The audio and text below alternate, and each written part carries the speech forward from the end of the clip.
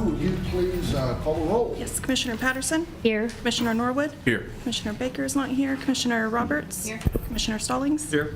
Commissioner Dennis? Here. And Mayor Mason. Here. All right, you have a quorum. Okay. Tonight, our, looking for my preacher out there. Where, Don't see him. I don't see him, do you? Mark, okay. Mark? Mark, all right. I'll go to my reserve preacher, Norwood. And then, so we'll stand for that, remain standing for the flag salute, and that'll be by Colonel Lundaby. If you would, please bow your heads. Dear Heavenly Father, in the name of Jesus, Lord, we thank you for this day. You blessed us to see a day that wasn't promised to us. Lord, we thank you for our families, our loved ones, our friends. Lord, we thank you for the community of Enid. We thank you for Vance Air Force Base. Lord, we thank you for the leadership in Enid. Lord, we thank you for our mayor, the board of commissioners, our city attorney, everyone, elected officials. Lord, we thank you for our city manager and assistant city manager. Lord, we thank you for all the employees of the city of Enid and all the employees of all the jobs that are here in Enid. And Lord, we're just asking that you would continue to bless us to thrive as a city, to create jobs and make opportunity for our youth to come. And Lord, we thank you for all things that are going on in this town. And Lord, we pray for our nation. We pray for our president. We pray for our congressmen, our senators, our House of Representatives. Lord, we ask you to touch their hearts, bring unity. Lord, in the name of Jesus, Lord, we ask you that you would touch their hearts and help them to realize that you own all of this. You own this planet. You own every life on this planet. It all belongs to you, Lord. It's not about us. God, it's all about you. And we're just asking you, Lord, to bring peace, love, and harmony to the nation, to the whole world. Children are dying everywhere. But God, we know that you're able to make change. We know that you're able to set men free. And God, we ask for deliverance today and ask you for our forgiveness.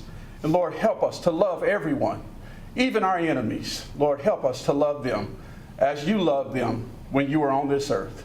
And Lord, we thank you for all things. We thank you for blessing us. We thank you for giving us life and liberty. In Jesus' mighty name we pray. Amen. Amen. Join me in the Pledge of Allegiance. I pledge allegiance To the flag of the United States of America and to the republic for which it stands, one nation, under God, indivisible, with liberty and justice for all. Thank you. Be seated.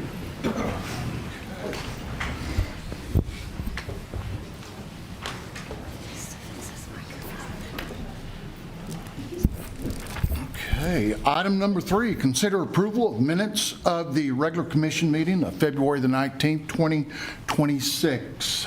Move for approval. Second. I have a motion and a second. Please cast your ballots. Maybe. There we go. Again. Okay, motion passes 6-0. Item number 4, awards, presentations, proclamations, and organizational business. 4.1, present pet available for adoption at the city's Animal Welfare Department. Who's with us tonight? Tonight I have Silas. Silas. Yes. He hadn't missed any meals, has he? He's a little skinny. He's Little skinny? Needs some love. Well, that makes me real skinny. So this is Silas. He's estimated to be about 9 to 12 weeks old. Our guess is Cane Corso mix, maybe a little bit of lab, but he, as you can tell, is a super cuddler. His brother was adopted early this morning, and he's now waiting for his chance to find a home. He's very sweet. He's a little timid, curious, as most puppies are, but he would just love a place that would love him, cuddle him, let him sleep on the bed. But he is available for adoption, and he is in pen 16 at Enid Animal Welfare. Bye-bye. That's all right. I'll say that we'll go over it. Yeah, just keep in mind, he's going to be a big boy if you decide to adopt. Okay. which is not a situation. No. Okay, there she is. What am I saying? Hey, Terry. Not yet. Not I just yet. didn't see. I was looking for you. All right, very good. 4.2, present a proclamation for Read Across Enid Month. And I think we do have a video here that we want to show. Terry, you want to show the video first and then do the proclamation? Okay.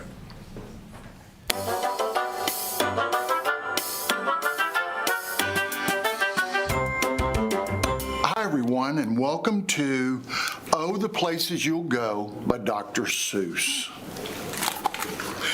Congratulations. Today is your day.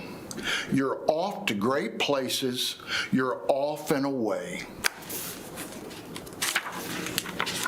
You have brains in your head, you have feet in your shoes. You can steer yourself any direction you choose. You're on your own, and you know what you know, and you are the guy who'll decide where to go. You'll look up and down streets, look them over with care. About some you will say, I don't choose to go there. With your head full of brains and your shoes full of feet, you're too smart to go down any not-so-good streets.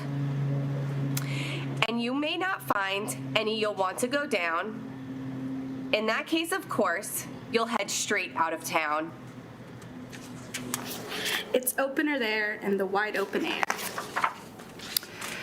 Out there, things can happen, and frequently do, to people as brainy and footsy as you. And when things start to happen, don't worry, don't stew. Just go right along. You'll start happening too.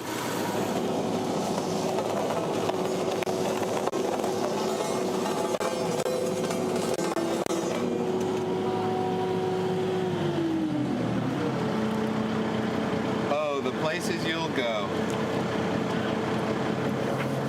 You'll be on your way up. You'll be seeing great sights. You'll join the high flyers who soar to high heights. You won't lag behind because you will have the speed. You will pass the whole gang and you will soon take the lead. Whenever you fly, you will be best of the best. Whenever you go, you will top all the rest. Except when you don't, because sometimes you won't. I'm so sorry to say, but sadly it's true, that bang-ups and hang-ups can happen to you. You can get all hung up in a prickly perch, and your gang will fly on. You'll be left in a lurch. You'll come down from the lurch with an unpleasant bump, and the chances are then that you'll be in a slump. And when you're in a slump, you're not in for much fun. Unslumping yourself is not easily done. You will come to a place where the streets are not marked. Some windows are lighted, but mostly are dark. A place you could sprain both your elbow and chin. Do you dare to stay out? Do you dare to go in? How much could you lose? How much can you win? And if you go in, should you turn left or right and 3/4, or maybe not quite, or go back around and sneak in from behind? Simple it's not, I'm afraid you will find. For a mind maker upper to make up his mind. You can get so confused that you'll start in to race down a long wiggly road at a breaknecking pace and grind on for miles across weirdish wild space, headed, I fear, toward a most useless place, the waiting place. For people just waiting for a train to go, or a bus to come, or a plane to go, or the mail to come, or the rain to go, or the phone to ring, or the snow to snow, or waiting around for a yes or a no, or waiting for their hair to grow. Everyone is just waiting. Waiting for the fish to bite, or waiting for wind to fly a kite, or waiting around for Friday night, or waiting, perhaps, for their Uncle Jake, or a pot to boil, or a better break, or a string of pearls, or a pair of pants, or a wig of curls, or another chance. Everyone is just waiting. No, that's not for you. Somehow you'll escape all that waiting and staying. You'll find the right places where boom bands are playing. With banner flip-flapping, once more you'll ride high, ready for anything under the sky. Ready because you're that kind of a guy.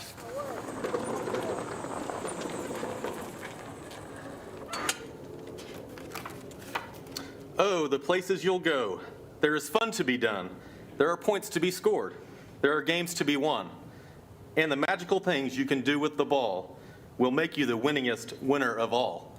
Fame. You'll be famous as famous can be, with the whole wide world watching you win on TV. Except when they don't, because sometimes they won't. I'm afraid that sometimes you'll play lonely games too. Games you can't win, because you'll play against you.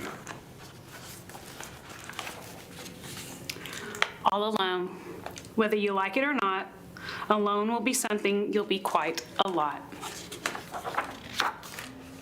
And when you're alone, there's a very good chance you'll meet things that scare you right out of your pants. There are some down the road between hither and yon that can scare you so much you won't want to go on. But on you will go, though the weather be foul. On you will go, though your enemies prowl. On you will go, though the hacking cracks howl. Onward up many a frightening creek, though your arms may get sore and your sneakers may leak. On and on you will hike, and I know you'll hike far and face up to your problems, whatever they are. You'll get mixed up, of course, as you already know. You'll get mixed up with many strange birds as you go. So be sure when you step with care and great tact, and remember that life's a great balancing act. Just never forget to be dexterous and deft, and never mix up your right foot with your left. And will you succeed? Yes, you will indeed. 98 3/4% guaranteed. Kid, you'll move mountains. So, be your name Buxbaum or Bixby or Bray, or Mordecai, Alley, Van Allen, O'Shea, you're off to great places. Today is your day. Your mountain is waiting, so get on your way.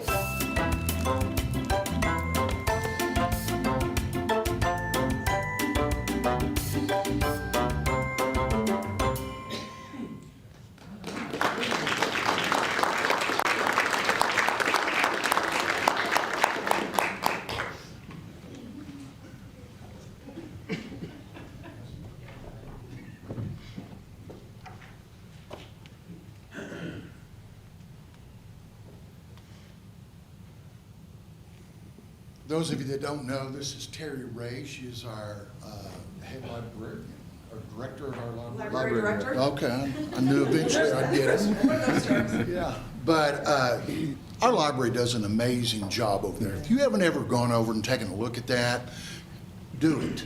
Do it. And Terry, I appreciate all the time and effort. I know it took a lot of time to put that together.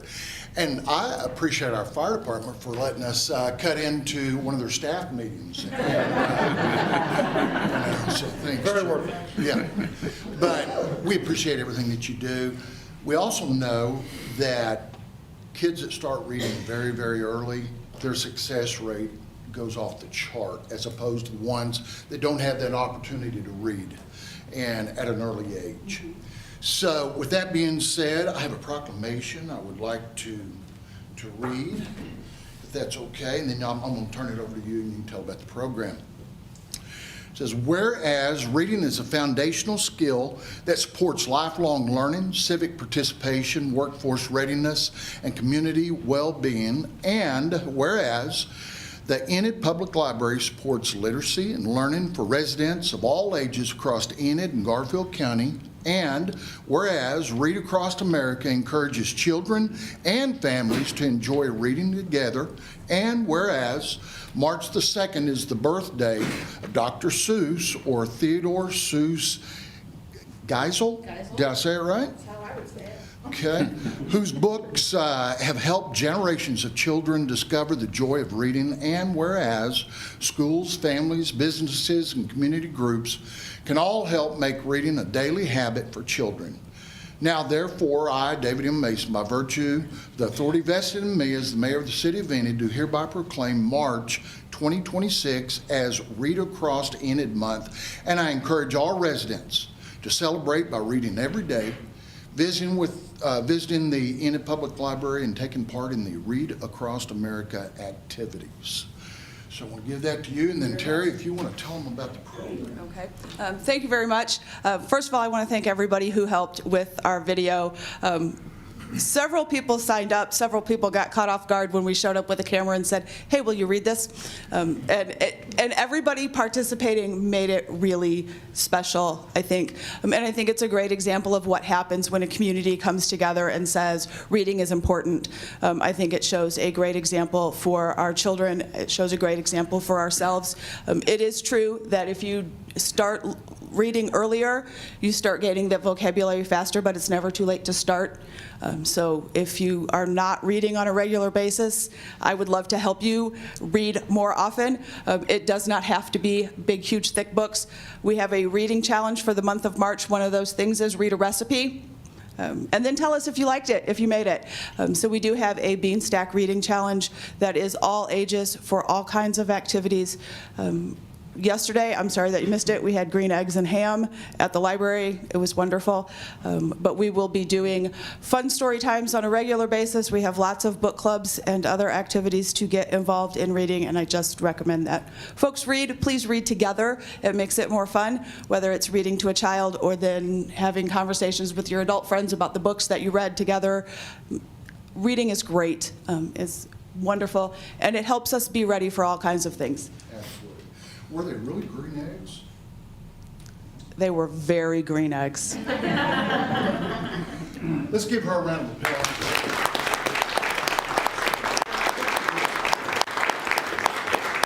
Thank you for participating. Oh, absolutely. I'm glad I knew all the words.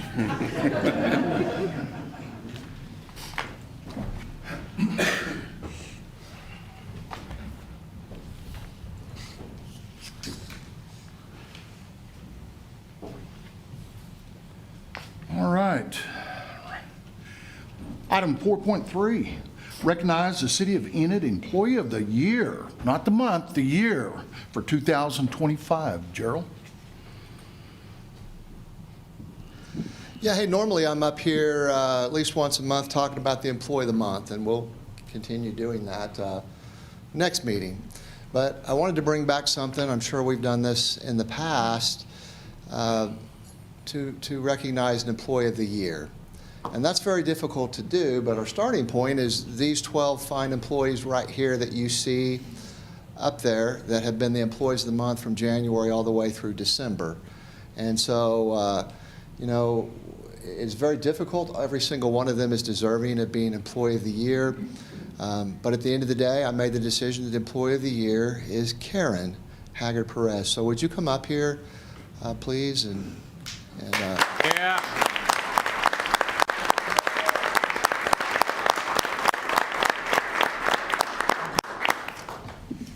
Now, I want to say that as I thought about this and how would we recognize, well, of course, we're going to do it at a council meeting, and there's some other things that we will do. But I thought, well, she's already got a coin. She's already got a coffee mug. You don't have a coffee mug? Well, I can take care of the coffee mug. But I thought of some other things that would be appropriate, I think, for an Employee of the Year. And of course, I'm going to bring you a plaque that says Employee of the Year that you can stick next to your previous. I think you have 2 previous Employees of the Month, one last year and one in a previous year. But I also wanted to let you know that we're going to, I want to read this letter I've written you, and I'm going to give it to you.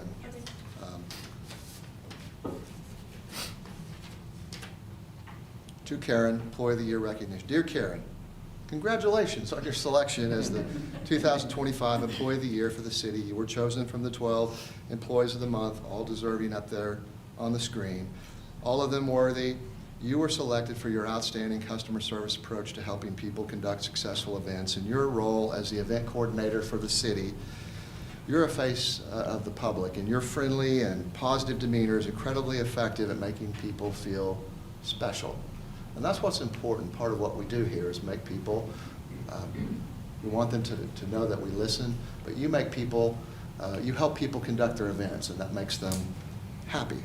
And typically you do it many times when they haven't followed all the rules, they haven't given you proper notice. You do all the coordination with all the city staff, which it isn't as easy as it might sound. I mean, if something's going to happen downtown, you'll let the police know. If you let solid waste know if they need trash cans. You work with the streets and parks and probably many others that you just handle it all.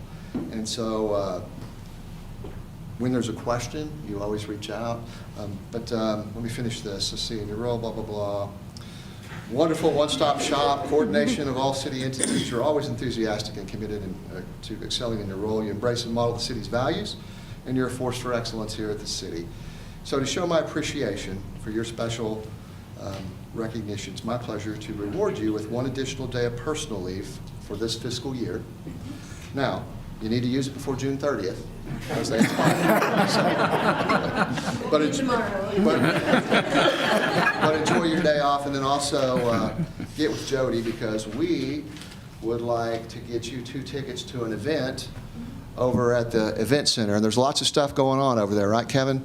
And so one of the things I can highly recommend, you pick whatever you want, but you've got that encore special dinner thing coming up too. So I don't know, you might talk to Pedro, he might like that, but you pick whatever you want. And thank you so much, but it's your turn to say anything you want to say. Thank you for being such a great employee.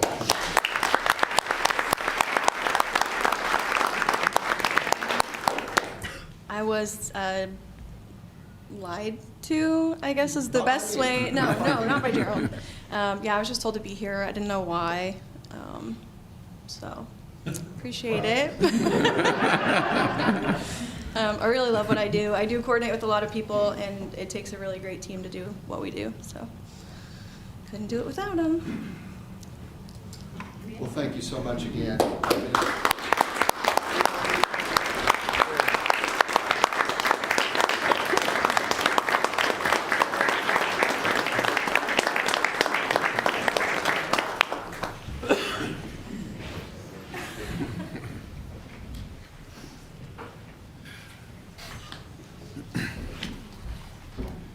That was some tough competition too, wasn't it? Absolutely. Caroline? Yeah. All of them were deserving. They were all very deserving.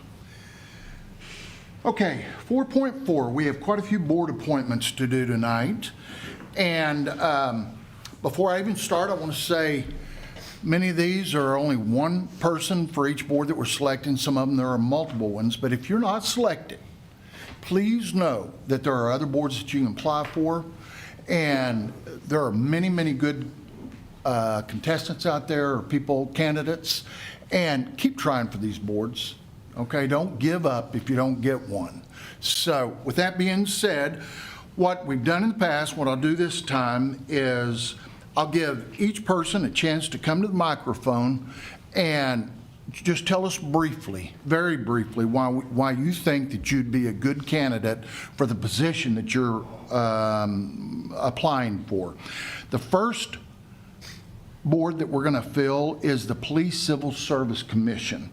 There's only one vacancy, and I believe there are 12 candidates. So with that being said, as I call your name, please come to the podium, state your name, and then, like I said, very briefly, tell us why you'd be a good candidate. Jack Morris. David Helm.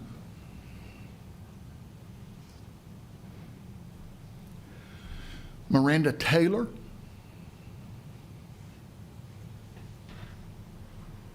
Randy King. Going well so far.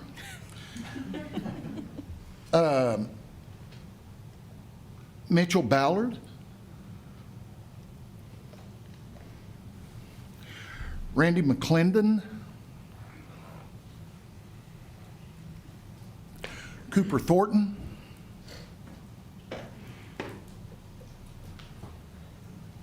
Hi, I'm Cooper Thornton. I was born and raised here in Enid. I went to OBA and graduated from Northwestern Oklahoma State. I'm now a financial advisor at Exigent Wealth. I've been looking for more avenues to invest back into our community. Right now, I am part of the Leadership Greater Enid Group, Rotary, and Bucks, where I also serve on the board.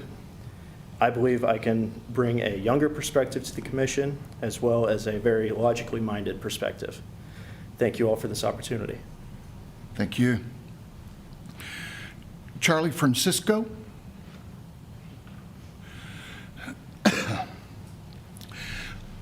Michael Smith. Donald Hughes.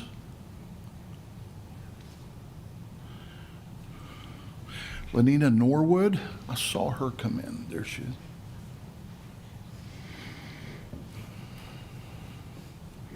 Thank you for this opportunity, Mr. Mayor and the Commission.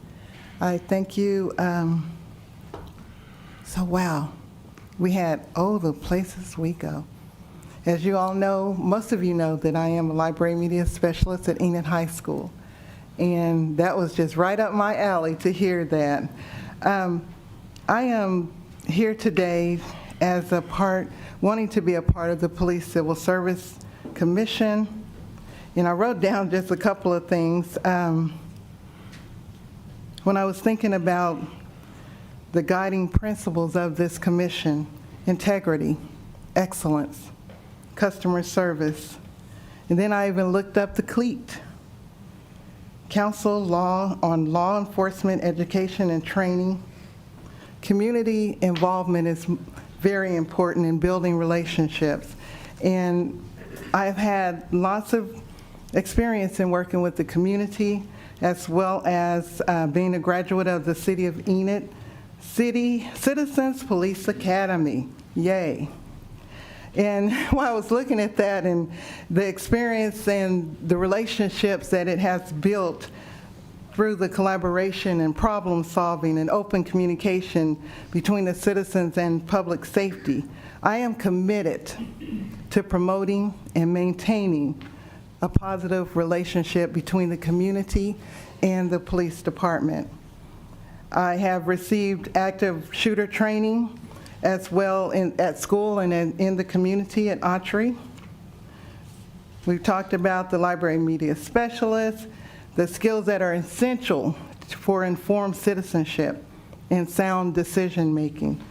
I have a professional background in human resources, where I was responsible for recruitment, training, regulatory compliance, employee benefits, fostering an ethical and respectful workplace. All of this to me is very important because it takes strong communication skills, attention to detail, ability to manage complex multi-step processes, and it's very fast-paced. Occasionally contentious situations with professionalism, discretion, and integrity is the skills that I have. And also thinking about, I've led community forums with the City of Enid Police Chiefs, Brian O'Rourke and Mr. Brian Skaggs. I've worked with forums for the Garfield County Sheriff's Office, Jody Helm, and Corey Rink. I've also led community forums with District Attorney Mike Fields. This experience in building of relationships between the community and the police department is very important to me. And I was thinking about, we went to a forum on the other, not a forum, but a program talking about how important unity is in our community. And that is one thing that I would love to bring. And also, someone asked me the question, have there ever been a woman on this commission?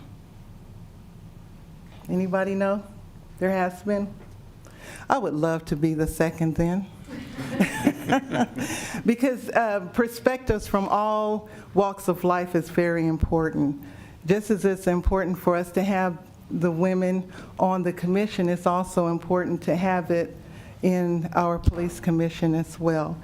So, and I've worked together in various community organizations And also, when I lived in Louisiana, I worked with the community police department in helping to build relationships with the youth. So I would love to be your next person that you choose to be on this board. Thank you. Ron Garrison.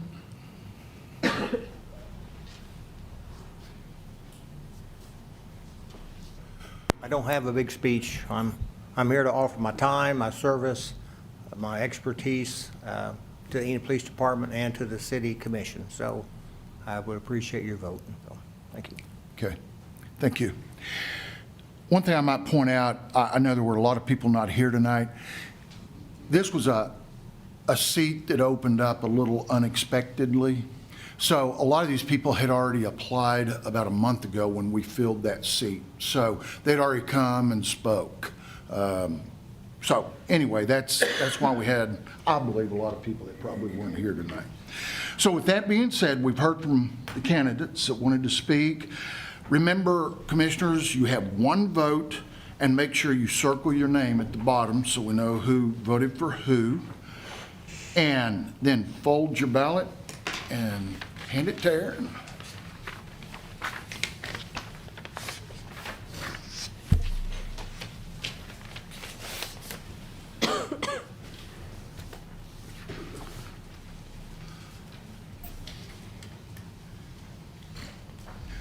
All right, while they're counting those, let's see. 4.5, consider appointing Captain Gary Fuchsa to the Police Civil Service Commission for the position of secretary. There's no ballot on this. We will vote to approve, but that position has to be held by current active police officer, right? Right. So, and Gary Fuchsa, Captain Fuchsa was the only one that had applied for that. So with that being said, I'll look for a motion to approve Captain Fuchsa. I have a motion. Second. And a second. Please cast your ballots. All right, 6-0 on that, so he will continue in that position. I'm going to move on while they're still counting ballots to 4.6, consider appointment to the Enid Park and Recreation Board.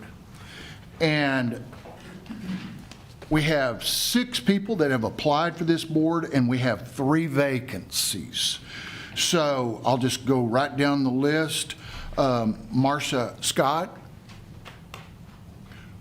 Okay. Brandy Stewart.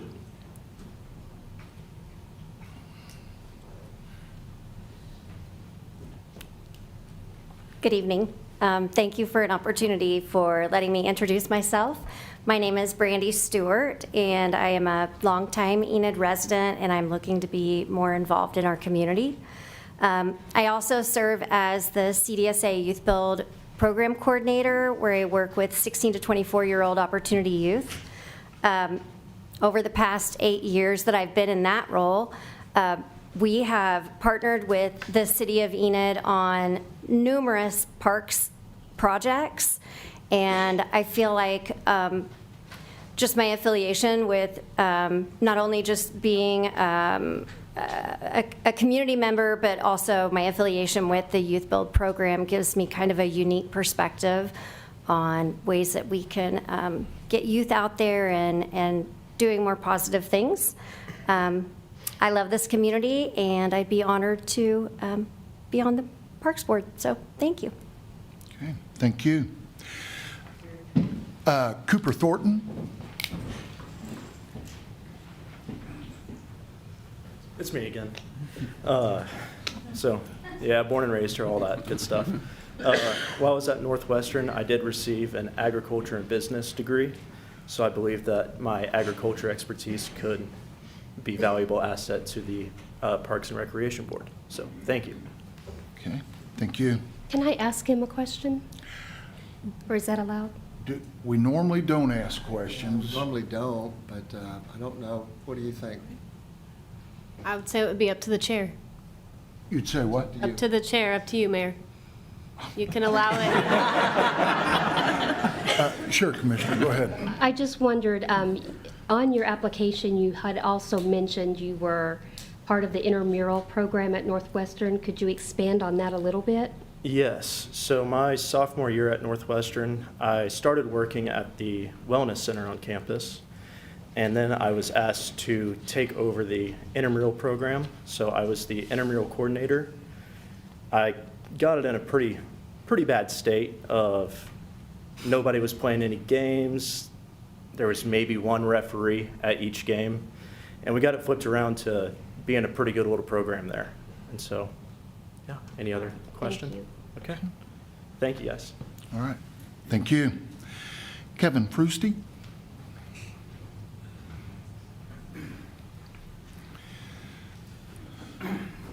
Kevin Frusty, I think most of you obviously know me. I think given my background previously in Tulsa, I managed both a city complex with City of Tulsa as the district GM and the GM of Ascension St. John Sports Complex. I understand the power of sport and recreational programs, and also just, I think, my passion in wanting to get involved more in the community here in Enid, as I'm still a newer resident, but that's what I think I can bring to the table here. So short and sweet. You're also a soccer athlete, aren't you?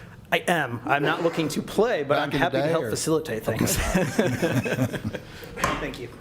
Okay, thank you. Miranda Taylor? I called that name a while ago, no. And Mick Boland.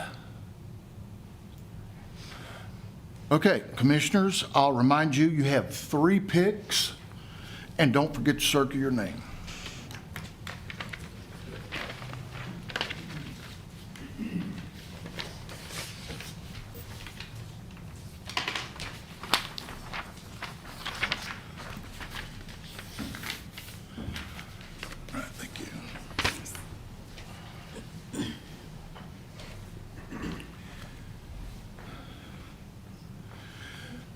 Okay.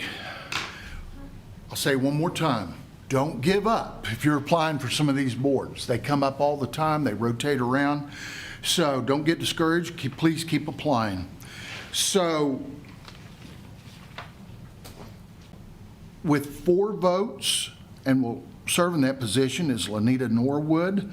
That was Patterson, Norwood, Dennis, and Mason, myself. Cooper Thornton had 1 vote, that was Roberts, and Ron Garrison had 1 vote, and that was Commissioner Stallings.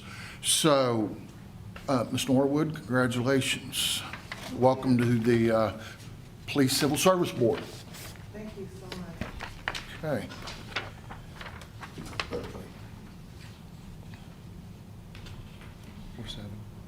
All right, item 4.7, Metropolitan Planning Commission. We have 3 applicants, and we have 1 vacant seat to fill. So I'll go right down the list on this one. Greg Smith. Okay. Angie Blevins. I saw Angie come in.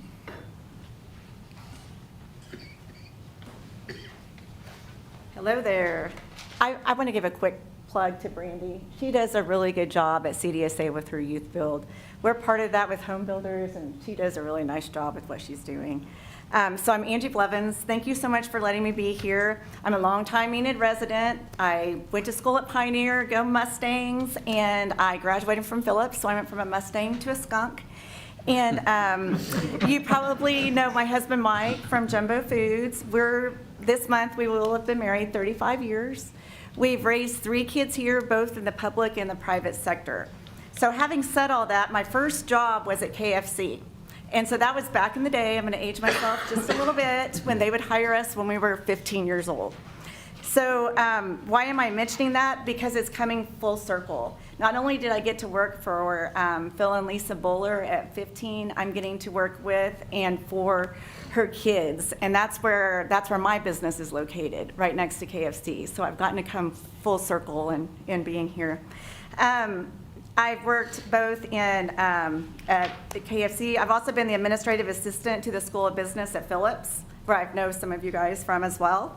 And then I've also worked for a local radio station, which I worked with Frank, so I was sad to miss him today. I've also held an insurance license in property casualty, life and health, and I've been doing real estate. I've been a real estate broker for the last 22 years, and I've also been a general contractor for the last 20.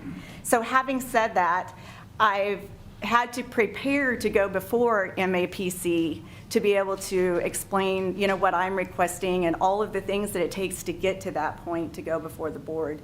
So I think I can bring both that side of it as well as being a longtime resident here. I grew up here. Along with that. So I think that both of those are great things. One of the things I'm passionate about is also Christian education, and I've gotten to help out with both at OBA and at Hillsdale School, both with their gyms and their new construction projects. And I'm also the president of the local home builders. I'm also on the MLS committee for the realtors, and then I'm also on the Board of Adjustments. So it would be me trading one for the other. And then one of the things that we do work a lot with is Brandy with CDSA, and then we were also able to help for our kids in getting their add-on up and going. So anyway, if you have any questions, I'd be happy to answer them, but thanks so much for the opportunity. Okay, thank you. And Brian Henry. Thank you, Commission.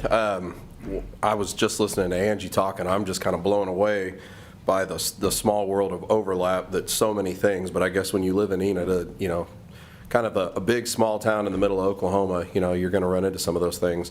One of the things I do want to say with the youth build program, can I catch you outside? I actually want to talk to you about okay, thank you. So my name is Brian Henry. I've gotten so used to saying that I've been in code compliance, land use, zoning, some form of that or fashion now for close to 10 years that I've now missed the gold standard there. And so now we're actually getting closer to 12 years in this thing. So a little bit about myself. I've been on the Planning Commission. This is actually the seat that I've served on for the last 4 years. Had the pleasure of doing that. Got to see a lot of cool things that came through Enid. Got to consider that, give my opinion on that.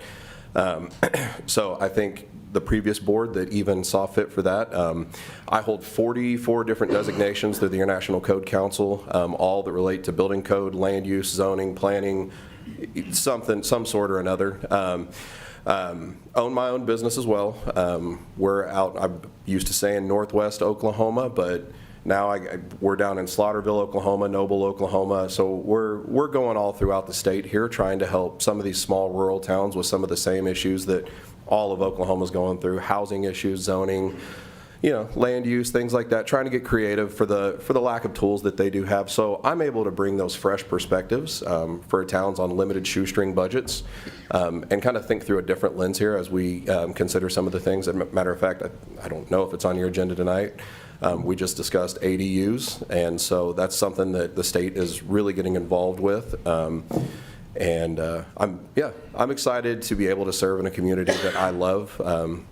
I've been here since 1993, met my wife, married her. My in-laws own 4Js, so our roots are planted and we're not going anywhere anytime soon. But I do want to thank you all for the opportunity to get up here, stand and speak, and just tell you all that I do appreciate for the hard work that you guys do and the hard decision that you're about to have to make. Thank you. Okay, that was all three applicants. I'll remind you, you have one candidate, one vacancy, and circle your name.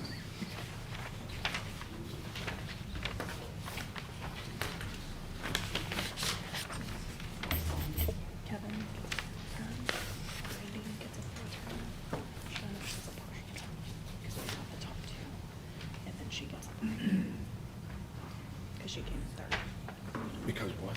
She came in. Okay. This is for an unexpired term. Okay. Okay. Why is it just a partial term? It's what? Okay. Okay, I'm going to read the results of the Enid Park and Recreation Board. I remind you we had 3 openings on this, and Brandy Stewart had 6 votes for one of those positions. That was Patterson, Norwood, Robert, Stallings, Dennis, and Mason, and will be serving a full term. That's a full term that's come up. Also, Kevin Frusti received 6 votes. Patterson, Norwood, Robert Stallings, Dennis, and Mason, and that's a full term as well. And then Marcia Scott received 4 votes, and that was a partial term that she's going to be finishing out on this one. And she received votes from Norwood, Stallings, Dennis, and Mason. And then Cooper Thornton received 2 votes, was Patterson and Roberts. So that's, I talked, okay. So Frusti, Stewart, and Scott, congratulations. I'll let you have that.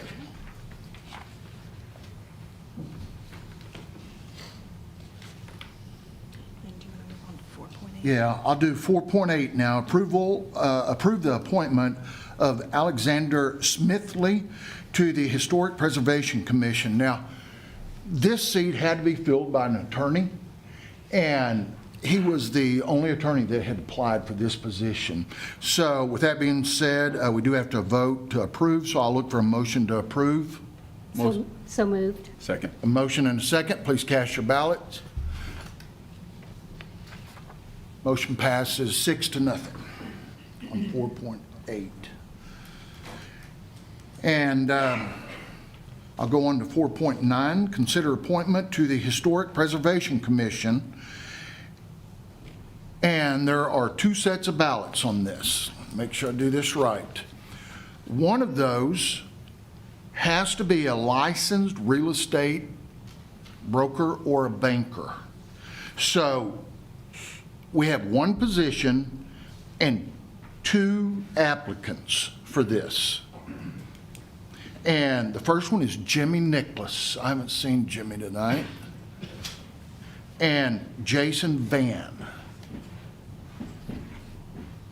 Okay, well, commissioners, you have 1 vote on those 2 and circle your name.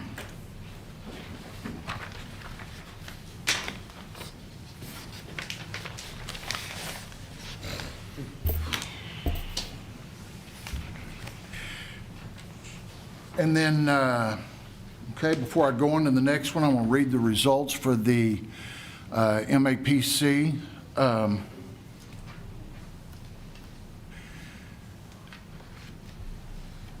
Angie Blevins received 4 votes. That was Norwood, Stallings, Dennis, and Mason. And Brian Henry received 2 votes, Patterson and Roberts. So Angie Blevins, you'll be taking a seat on the Metropolitan Area Planning Commission. Congratulations. All right, there's that one. All right, now I'm going to go back to the second part of 4.9. This is still the Historical Preservation Commission, but this must be a registered architect or an individual with a demonstrated interest in historic preservation. So it can either be an architect or someone that's shown interest in this. And I have 3 candidates for this position. I have Jimmy Nicholas, which he's not here. I have Tilly Sewell. Tilly Sewell? Yes, ma'am? You want to come and speak?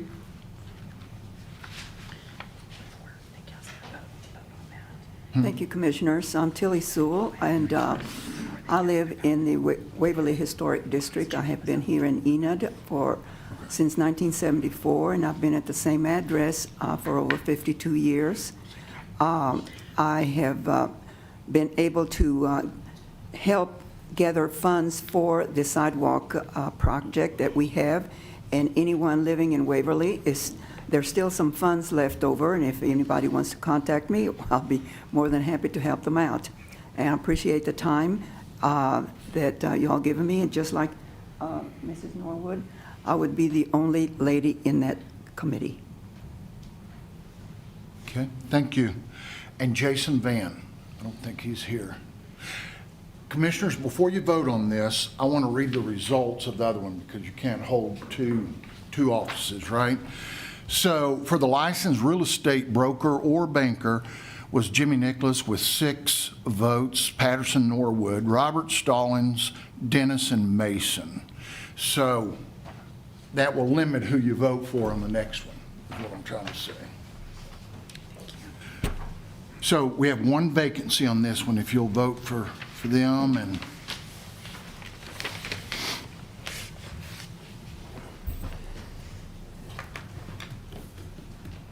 Sorry.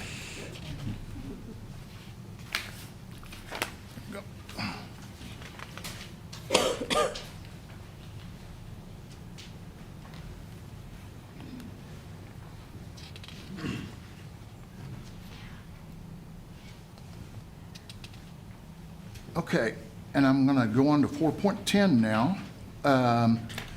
Consider appointments to the Board of Adjustments. There are 2 vacancies here and 4 applicants. I did get a call. John Smithson had to be in Tulsa tonight. He told me to just convey, otherwise he would have been here. So we have 4 applicants. John's not here. I'll go to the second applicant, Alexander Smithley. I've already been appointed to the other commission. Okay. Oh, that's right. That's right. We did, didn't we? All right. Well, I'm going to take you off this one then. He could serve. Oh, can he still serve on He that? can serve on Board of Adjustment, and he can serve on Historic Preservation. It's a.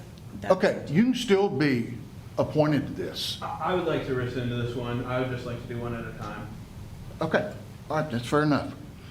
All right. Jason Van, I've called his name. I don't think he's here. And Brian Henry. So, that being said, there are two vacancies. So please pick 2 applicants and circle your name.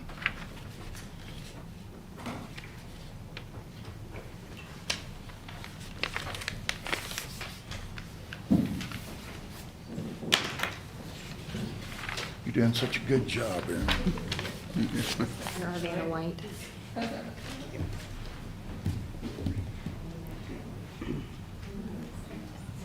Okay, that is Historic Preservation. Okay. For the Historical Preservation Commission,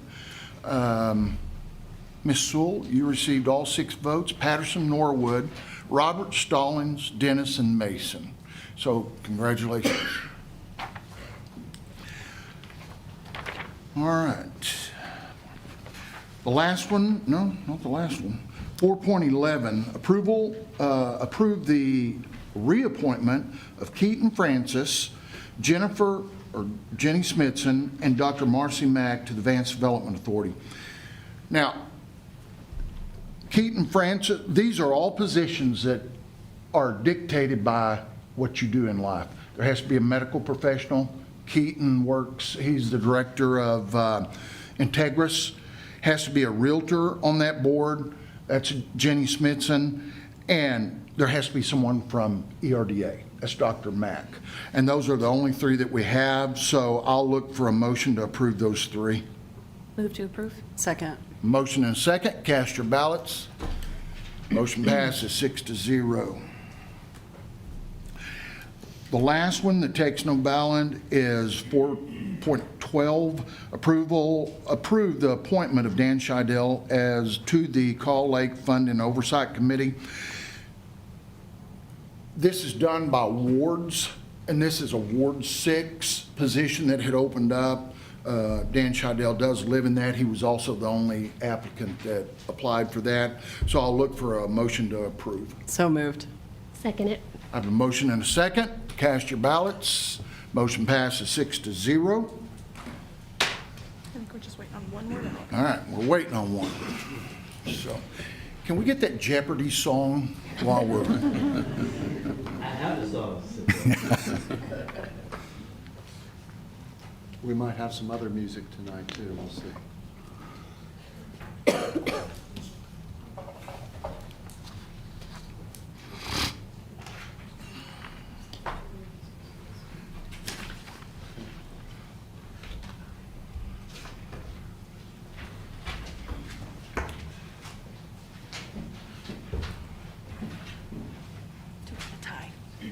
And a tie. Of course. Between Jason and Brian, so John Smithson gets it, he got all 6. But, so we could either, if you'd like, we could wait and table the second appointment until the next meeting and redo it then. Okay. Yep. So John Smithson, yes, and table, okay. Okay. So, on the Board of Adjustments, We have John Smithson that received 6 votes, Patterson, Norwood, Robert, Stallings, Dennis, and Mason. And then we have a tie on the other position with Jason Van receiving 3 votes, Norwood, Stallin, and Mason. Brian Henry receiving 3 votes with Patterson, Roberts, and Dennis. And what I'm going to do on that, since we're short a commissioner, I'm going to table the second position until we come back in 2 weeks. We have a motion to table. Motion to table the second appointment. Yeah, so I'll look for a motion to table the second position. So moved. I have a motion. Second. Second, cast your ballots. Did you clear those? Huh? Should have. I think, yeah, okay. There we go. All right.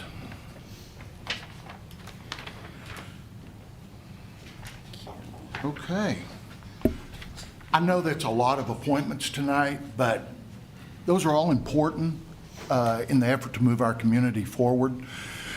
Takes a lot more than just one person to do that. So thank you for agreeing to serve. If you didn't make it this time, like I said, please continue to try. We constantly need good people. I'm going to go to 4.13. Cooper, we're going to get you on a board. You just keep trying. Discussion of any item remaining from the study session agenda of March 3rd, 2026. So what I'm going to do tonight is I'm going to go back to 3.2, and because we need to have an update on the solid waste cost of service study. That's going to be Scott Morris and Brooke Brandenburg. And then I'll tell you what we're going to do on the rest of them in just a second. So, Scott, go ahead. I just want to start this out before Brooke comes up and just talk about why it's important that we come back to you and talk about solid waste rates. One of the things that's interesting about living in Oklahoma is that almost any city in Oklahoma, their general fund can't be supported alone by sales tax. Most every city in Oklahoma has money transferred into it from their EMA. That's what we do here in Enid too. It's just the fact of how expensive our capital projects are, our operations for police, fire, administration. Those are all very expensive items, and it requires monies to be transferred in from EMA. One of the things that you might know about our budget this last year, the general fund had $14 million transferred into it from the EMA. The EMA consists of groups like water, sewer, and solid waste. These are fee-driven services that the city provides, and it's okay that we transfer money into the general fund because we probably don't want to live in a city where we're asking our police department to come up with all of the money they need to support their services. We wouldn't want that. And we do want to provide nice parks for people to come and play in and not have to charge them a fee for that. So our EMA needs to be in a position where they're paying their own way and they're paying a little bit extra so that we can have some of these other services. You all have received the solid waste rate study in your packet, but one of the things that we got with this study was this Excel tool, and it's a model. It's an Excel-based model that shows all of our expenses and revenue and gives us a good forecast for years to come. And helps us out with that. There's a lot of assumptions they put into that, including inflation rate, cost of vehicles. Our fleet inflation is higher than our personnel, and you all have had a wonderful opportunity to approve some of our equipment that we use at solid waste. Most recently, a BOMAG, close to $1 million. Some of the trash trucks that we have bought over the years used to cost $275. Now they're close to $400,000. So you've seen these come through, these massive inflation rates. And so that's what this study does. It really focuses in not what other cities are doing, but what is the city of Enid doing? What are our real costs? What are the revenues that we have? It's our city. It focuses it on our expenses and our revenue. And so I just wanted to give you a little glimpse of why it's important that we do this study And we tried to be conservative as well in the study and come up with the smallest and minimum amount we can do to try to pay the bills over the years. So you'll see that. And I'd like to turn it over now to Brooke Brandenburg, our Director of Public Utilities. Thanks, Scott. Thank you, Mayor and Commissioners, for hearing me tonight. So to do the solid waste study, we contracted with a consultant called Roth Tellis, and they came in and looked at our fee structure and our revenues and compared them to our forecasted expenditures such as equipment, landfill expansion, annual raises for employees and things like that. And what they determined from that is that in a few short years, we will have a deficit in that fund. If you look at the graph on the screen a little bit, we have, I don't know how to do the pointer here, but we have a couple lines on that graph. That graph shows, there are several different colors on it. The black shows O&M, operation and maintenance expenses for solid waste. The blue shows transfers to the reserves. The dark gray indicates debt service. The green indicates rate-funded CIP transfers. And then finally, the pink at the top are transfers to the general fund. The solid line across the multiple years represents where our revenue will be if we make no changes.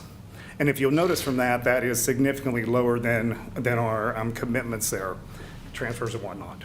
The dotted line above it represents, if we were to do a 4.5% increase annually, which is what the consultants recommended. However, we're not necessarily recommending that. I'll come with recommendations here in a minute. If we don't do an adjustment, the $14 million in reserves we have in that fund will be depleted by 2032, 2033.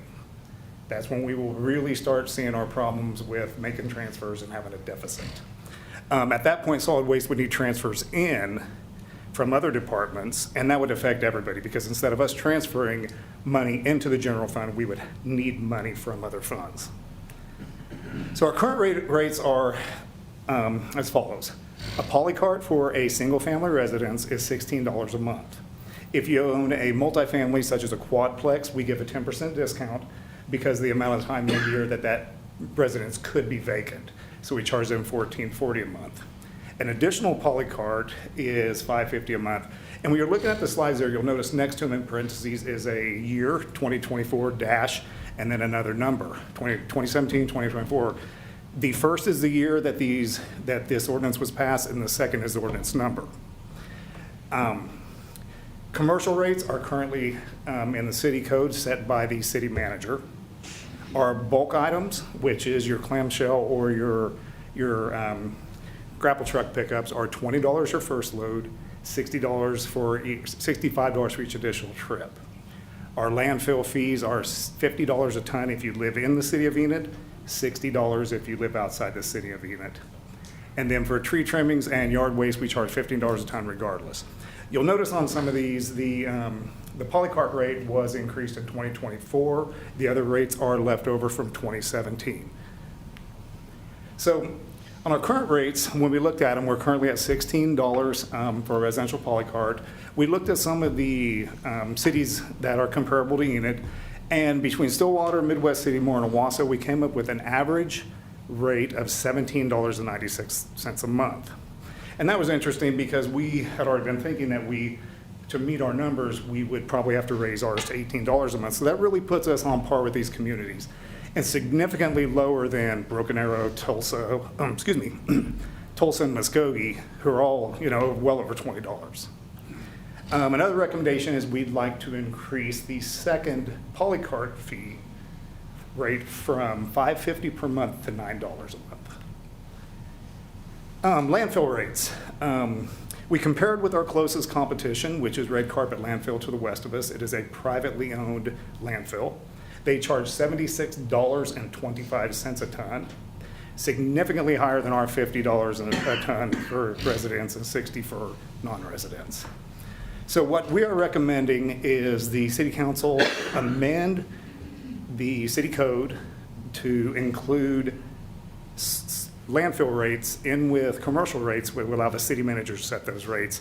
And if you'll notice on the screen, we put in an excerpt from that city code 2-6E-8B. And basically it says setting or charging commercial rates, and you'll see highlighted will be set by the city manager per administrative regulation. We feel like setting these up this way streamlines it, makes it a lot easier to change those rates in the event that we have an event that we need to raise them up or down, whatever the council would like to do. Bulk items. This is your grapple truck items again. We're also recommending allowing the city manager to set those rates as well. It's kind of along the same line as it's not used that much. It's not every single resident uses it, and it's something when we need to make changes, it doesn't take nearly a big study. It's just one of those things. So if we do the rate changes as we are recommending, this slide shows the total revenue minus operating expenditures we will have each year, starting in 2026 going through 2034. Now you'll notice the graph there, same graph as we saw before. It's a little bit different because the dotted line that represents revenue, projected revenue, if we change the fees, we're going to meet all of our revenue up until about 2032, at which point inflation takes over and then we start to see the deficit. And so our thoughts with that was, this gives us several years of good revenue rates with solid revenue, and we can revisit those in late 2031, 2032 to true those up and change them. And by that time, we will be able to see real numbers for the model and project in the model from that date 10 years in the future. So the model that Scott mentioned that they gave us, it is a very complex Excel workbook that we can modify. We can enter everything in there we want to, from revenues, expenses, projected fees, and everything. Really can come out and see what kind of results we're going to get. And it's a great tool. Hey, Brooke. Yes, sir. Wait just a second. And you may have said something there. Back up one slide. Why is there a deficit in 29? Okay, so yes, I missed that. Thank you for pointing that out. So what that is related to equipment purchases. And what we are looking at to spread that out and to not have a deficit in 29 is to change up some of those purchases so we spread them through other years, so we make it so we don't have a deficit in 29. Instead, we have lower black numbers in the black in the other years, for lack of a better term. Okay, thank you. So our final recommendation is we would like you all to consider adjusting polycart fee for single residents from $16 to $18 a month, increase secondary polycarts from $5.50 to $9 per month, and then to do a 2% per year automatic increase. And based on those numbers, that will put us in the revenue situation that was shown on that last graph. And then the final recommendation would be allow us to present a new ordinance to you all for approval that would allow the city manager to adjust landfill, bulk rates, and as well as commercial rates. Some of the areas we're going to monitor on this moving forward is expansion of service into adjacent territories. There are some close cities to us that are real close to our routes we're already on. If we were to pick up those cities, we would gain that revenue with very, very little extra cost to us. So that's something that we were going to look forward to and look into in the upcoming year. Another is we really need to track our expenditures, and particularly our asset list, so that way we can adequately forecast the timing and the cost of that equipment that we need out there. And then we have macroeconomic conditions, which are stuff that we can't always control. You know, we saw COVID. We know what that did with everything went up overnight, and it stayed up. And you know, we watch that, and if we see that kind of a thing coming in the future years, we can make those adjustments, bring it back to the commission for approval. And then finally, we're going to monitor our cash reserves. We're going to monitor our revenue versus our expenditures and see if our assumptions are tracking. Questions? I have a question. In the past, you've been able to take a pickup truck out there with limbs on it after a storm for free. Is that still the case? Yes, sir. We would still have the 12 free dump trips for people that have trash service or residents. So yes, sir. As long as they have the cart, they can... Yes, sir. And they've got to live in the city limits, of course, but Okay. that'd be, yes, sir. So I'll make a comment. I read the entire report, and very, very interesting. And it's something I've been concerned about for quite a while, because you go back to those rate changes were 2017. Every one of us up here know what all the construction costs and everything that we're doing right now. I mean, we've gone over that, and every time they come back and it's gone from $3.5 million to $7 million. That's not ever going to go back down, nor is this. I'm very fortunate because I get to go to a lot of different conferences and functions where I talk to other mayors they didn't pull the trigger quick enough on this, and they are running deficits right now. They're having to go to the banks and borrow money just to make their payroll. So part of our responsibility is to make sure that we stay solvent also. And I'll be honest, I looked at the 4.5. I think that's just barely making it. I signed a contract yesterday for a BOMAG that was $984,000, and we didn't buy it. That was a lease, right? Yep. So this equipment it takes to operate that solid waste area out there is astronomical. And every 5 years, I think the study said that we open another cell, it's pushing $1 million. So if we don't get in front of this right now, 3 years, 5 years from now, we're going to be figuring out what we're not going to fund in order to make this happen. So nobody likes rates going up. I totally get it. But at the end of the day, we've got to do something, and it's got to be every single year, because we can't do it one time like we did on the poly carts. If you remember, we had that conversation that we needed to bring that up year after year after year, because nobody ever wants to raise the rates, right? Nobody wants to go back to their constituents, but I would rather do that than go back and explain why we're borrowing money because we can't cover payroll. Big difference there. So I know we're not voting on that tonight. This is strictly a study session. I'm just telling you, this is very, very serious if we don't get out in front of it. And Rob, I've heard you say before, back during the 80s, it's much easier today because we have surpluses than when we had deficits. So I think you would probably agree with that moving forward.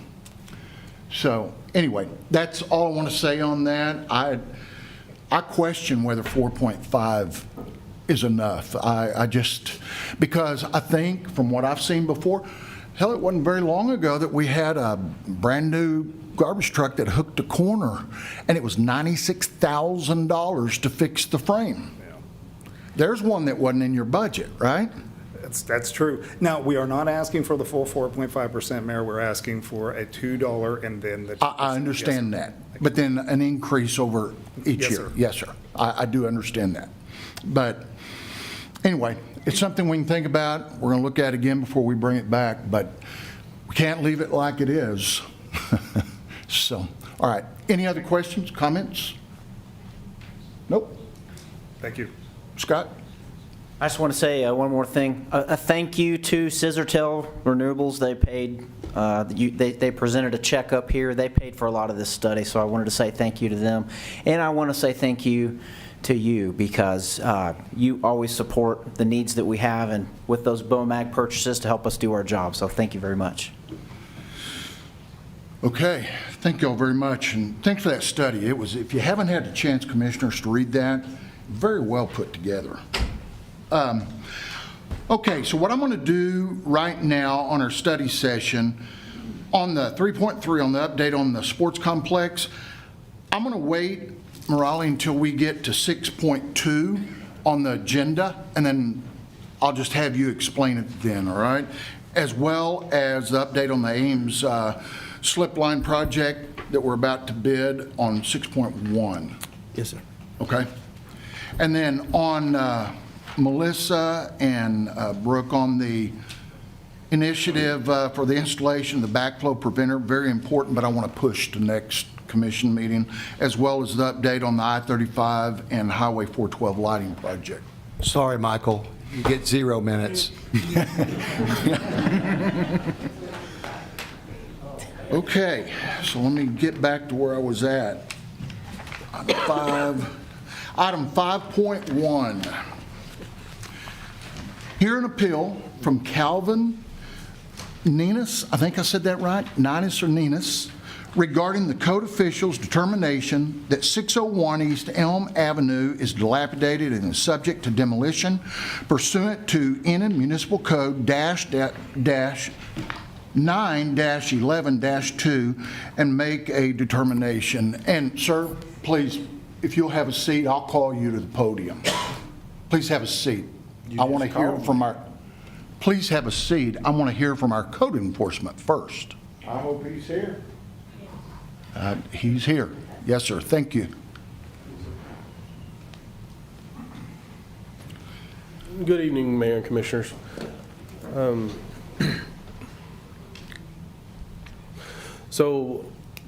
just kind of start diving in real quick.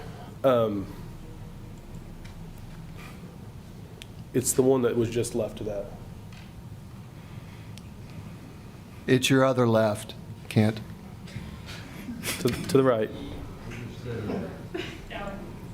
Yeah. I don't believe we're at the question phase yet. I will go through the presentation. Okay. Good evening. This is a dilapidation appeal for 601 East Elm. And I'm going to kind of go through this quickly, so please, if you have questions, I'm going to cover some previous stuff so here is the location on 6th and Elm. It is just across the street from Garfield Elementary. Here are some aerial views just to kind of, so you can kind of get your bearings as to where we're at. In 2008, a minimum housing case was starting, noting the protective treatment, so the paint, the roof repair, exterior walls, and guardrails. The guardrails are later determined that they were not needed and were moved, but you'll see it through here. There were some conversations on October 10th. You can see that the case was closed, noting voluntary compliance. So this is in 2010. You can see that it was brought into compliance. Everything was closed on it. And then 5 years later, we opened another case on it, minimum housing, quoting roof, protective treatment, exterior walls, again, guardrails, but there's a story behind that, but not for today. Structure members and porches. A plan of action was received. The August 8th, 2015 completion date was agreeable between all parties. In 2017, the minimum housing case was closed with no notes. It looks like we closed it to open a new one. So here it is in 2017. In 2017, you can see again, that's where we did open another minimum housing case for the same reasons, the protective treatment, the exterior walls, and the porch repair. These are the three main ones that do echo throughout all these cases. Conversations, back and forth, dates moved. On the 11th, so November of 2020, there was a case note that the roof needs work, filing a complaint, which means issuing a citation, taking it to the local municipality courts. No record of complaint was ever filed. That is the third time I saw it noted in our documentation. There was no complaints ever filed. This case was never closed. Obviously, this was before I got here. It looks like we had some officer changes and some other reasons that it got left behind. This is a picture in the 2018 case. This is in 2020 when it was last, any notes on the case. On January 14th of 2026, a dilapidation case was open. This is where we're at currently. This one I will kind of go through and discuss it. On the 15th, a notice of hearing to determine the necessity of building condemnation and removal was mailed and posted to the property. This form was to inform the date and location of hearing on February 11th of 2026 at 1:30 in the administration building. On February 11th, the owner, the code official, the community development director, the property inspector, the assistant city attorney, and the city marshal were present during the dilapidation hearing. The owner did state the hearing was invalid and violated both his 4th and 14th Amendment, which is search and seizure and due process. We have researched that, and we have found those are not accurate.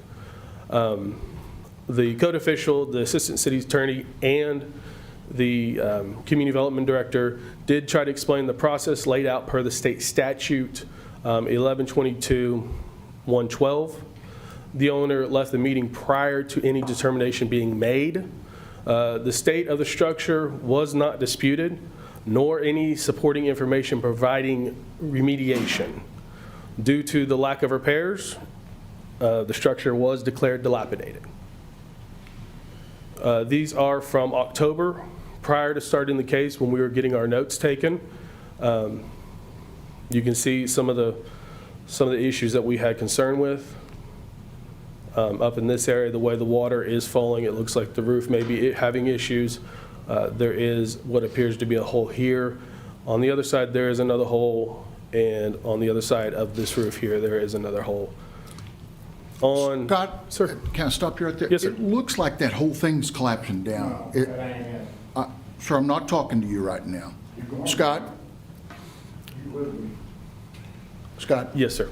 I see the same thing, and that was one of my concerns. Okay. All right, thank you. So on January 16th, this is when we posted it, or just after when we posted it. You can see that there was a tarp placed on that day, so we did try to, the owner did try to do something. And then this is close-up of the porch on that same day. You can see light through the porch. Usually we post the door. Unfortunately, my officer did feel unsafe to get on the porches, which is why it's posted on the house. This is just a side picture to show you more angles. And then this is the one that is on 6th. And this is the back of the house. Granted, that was a very quick presentation, but I believe, are there any questions for me? Scott, I drove down the alley of this also. There's holes in the roof in the back, too. Is that correct? Yes, sir. Okay, that's what I thought I saw. We were unable to get any good pictures to present for this one. Right, okay. All right. Anybody have any questions for Scott? Does anyone? I'm sorry. Go ahead, Do Commissioner. you show the same owner from the beginning of this process to the? From in, Sir, we're going to keep decorum tonight. I will give you an opportunity to come to the podium. Please don't push me tonight, okay? Got you pushed. Okay, we'll see. Please wait till your turn to speak. Scott? The county shows that, I'm going to go back to it real quick. Let's see, probably one of my first slides. In 01 is where Calvin with and all became owners. Okay. I didn't research further than that. It goes back to when we start having I just went back to the current, most recent change of ownership. 25 years ago. Okay. Yeah. Scott, is there anyone presently living there? From what we can tell, no, sir. Yes, there is. There's electric, there's water, taxes paid. We'll answer that question in a minute. Keep going so we can get to Mr. Nennis, Yes, sir. please. Any other questions? Okay. Thanks, Scott. We may have some additional questions Understood. for you. Thank you, sir. All right, Mr. Nennis, All right. please come to the podium. First off, we're going to start with Scott. Scott knows the situation. He instigated it. For you.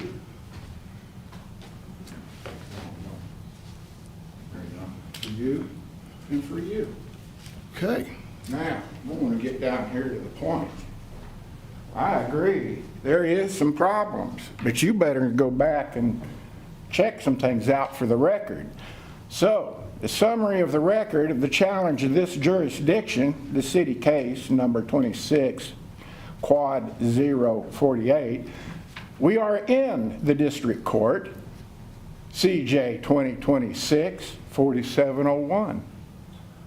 Date, March the 3rd, that's today. The legal notice, notice to agent, is notice to principal, and notice to principal is notice to agent.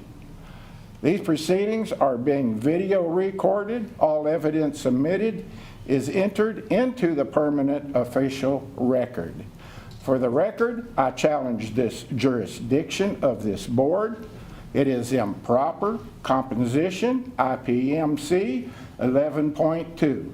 This board is required to have disinterested citizens on the board, and there are none. All of you work for the city, every one of you. Okay, now, as city agents and employees, this is a conflict of interest and is a violation of my 14th Amendment due process. Notice and the appeals of the timelines. A legal stay under Oklahoma statutes of 1144-110, the district court filings trigger an automatic stay for the record, and the attached exhibits will prove. Homestead status. 601 East Elm is a legal, active homestead. Legal, it's active. Another one is a life-threatening harm that you done to my wife, trying to assassinate her. Kimberly's health is critical. City actions are causing her irreparable harm to her life. She dies, every one of you will be up on charges, believe me. Financial liability. The city is billed $4,000 per day for the interrupted of a $5,000 sale. You guys interrupted me trying to fix my problems, trying to take care of my wife, for the record. And you put her in greater harm. For the record, you placarded my house and poisoned not just it, but all my property. That's right, Blondie, all of it. Sir, you will not call any commissioner names up here, or this will be over with. I don't know her name. She's got blonde hair. Do not call a commissioner a name. This is my last warning. So breaking the law still, are you? This is my last warning. Still breaking the law. Please stick to the topic. Finally, good faith of notice, the citizens, I'm giving you 15 minutes to get over there and get that placard down. Because if you don't, that's still $4,000 a day. And you ain't got a chance in hell in Garfield County, because that's my playground. And just for knowledge, my wife holds a very extremely high Master's Plus in law. And for everything that I lose, and I'm going to win, I will win in Garfield County, I'll win it. Federal and state law overrules this city. And right now, like I said, every one of you up there is illegal. This is a void deal altogether, all the way around. Shouldn't even be recorded, for the record. Now, you go ahead and you turn to the pages there. I want to show you some things.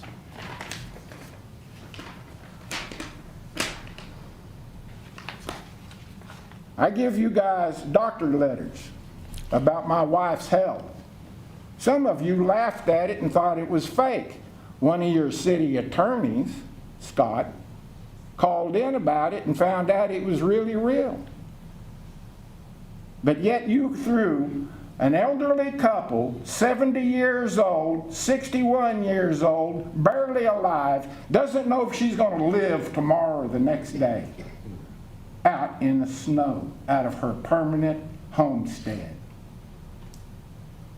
Don't shake your head no to me, because that's what happened. Just because I own all that property over there doesn't mean I can just run and hide any other place. I use my property just like you use your car, for the record.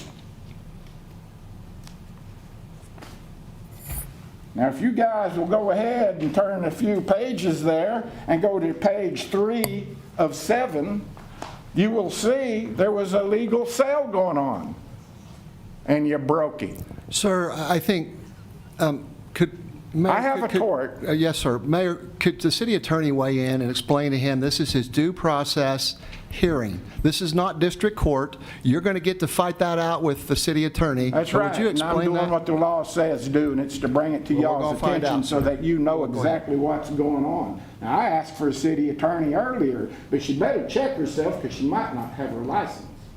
Oh, my God. Sir, That's right, because I'm coming after all of you. if you have a reason why we should Yeah. Look at the not do this appeal, I had or a to- bad storm. There was a bad storm that made that house look as bad as it did. Turn the pages and go through there and look at that storm we had Sir, in I've looked at the July. house. So this has been going on for 25 years, We get a big though. old storm and it comes by and rips up everything. Everybody in that area where I live just now got their roofs fixed. It wasn't even 2 weeks ago. Is the house insured? Can't insure it if it's all ripped up like that. And I already know what you guys want the property for. R7. Don't tell me you don't know what R7 is, because I know what it is. Sir, if you would just tell us why you would like the appeal tonight, and then if we have questions, we can ask you. Well, it really don't matter because it's over in the courthouse. Y'all's going to do Okay, an illegal we're not vote the anyway, courthouse. because I done told you this committee is illegal. I'll jump in and say there are pending, C's 11.2. there are several pending matters right now. One is a tort claim with the city, one is a district court filing. That's not this venue right here. Today is for the appeal of the dilapidation. Right. And we're not hearing anything having to do with the district court filing No, but when today. the district court took it over, that's an automatic 90-day stay, and you can't tell me it's not. This is a completely different proceeding than that. It doesn't matter. You can't touch that house until after the judge has give his ruling. Well, sir, we're gonna follow the rules, and if you have reason why we should give an appeal tonight, Yeah, I now's the have a time. reason. I got a lot of reasons. I live there. That's my homestead. That house was given to me for a marriage present from all my grandparents and people that's ever lived Okay. there. That house is almost like 100 years old. Yeah, it needs work. I'm not gonna say it don't. But every time I got money and got ready to fix my problems, somebody has screwed me up. Okay.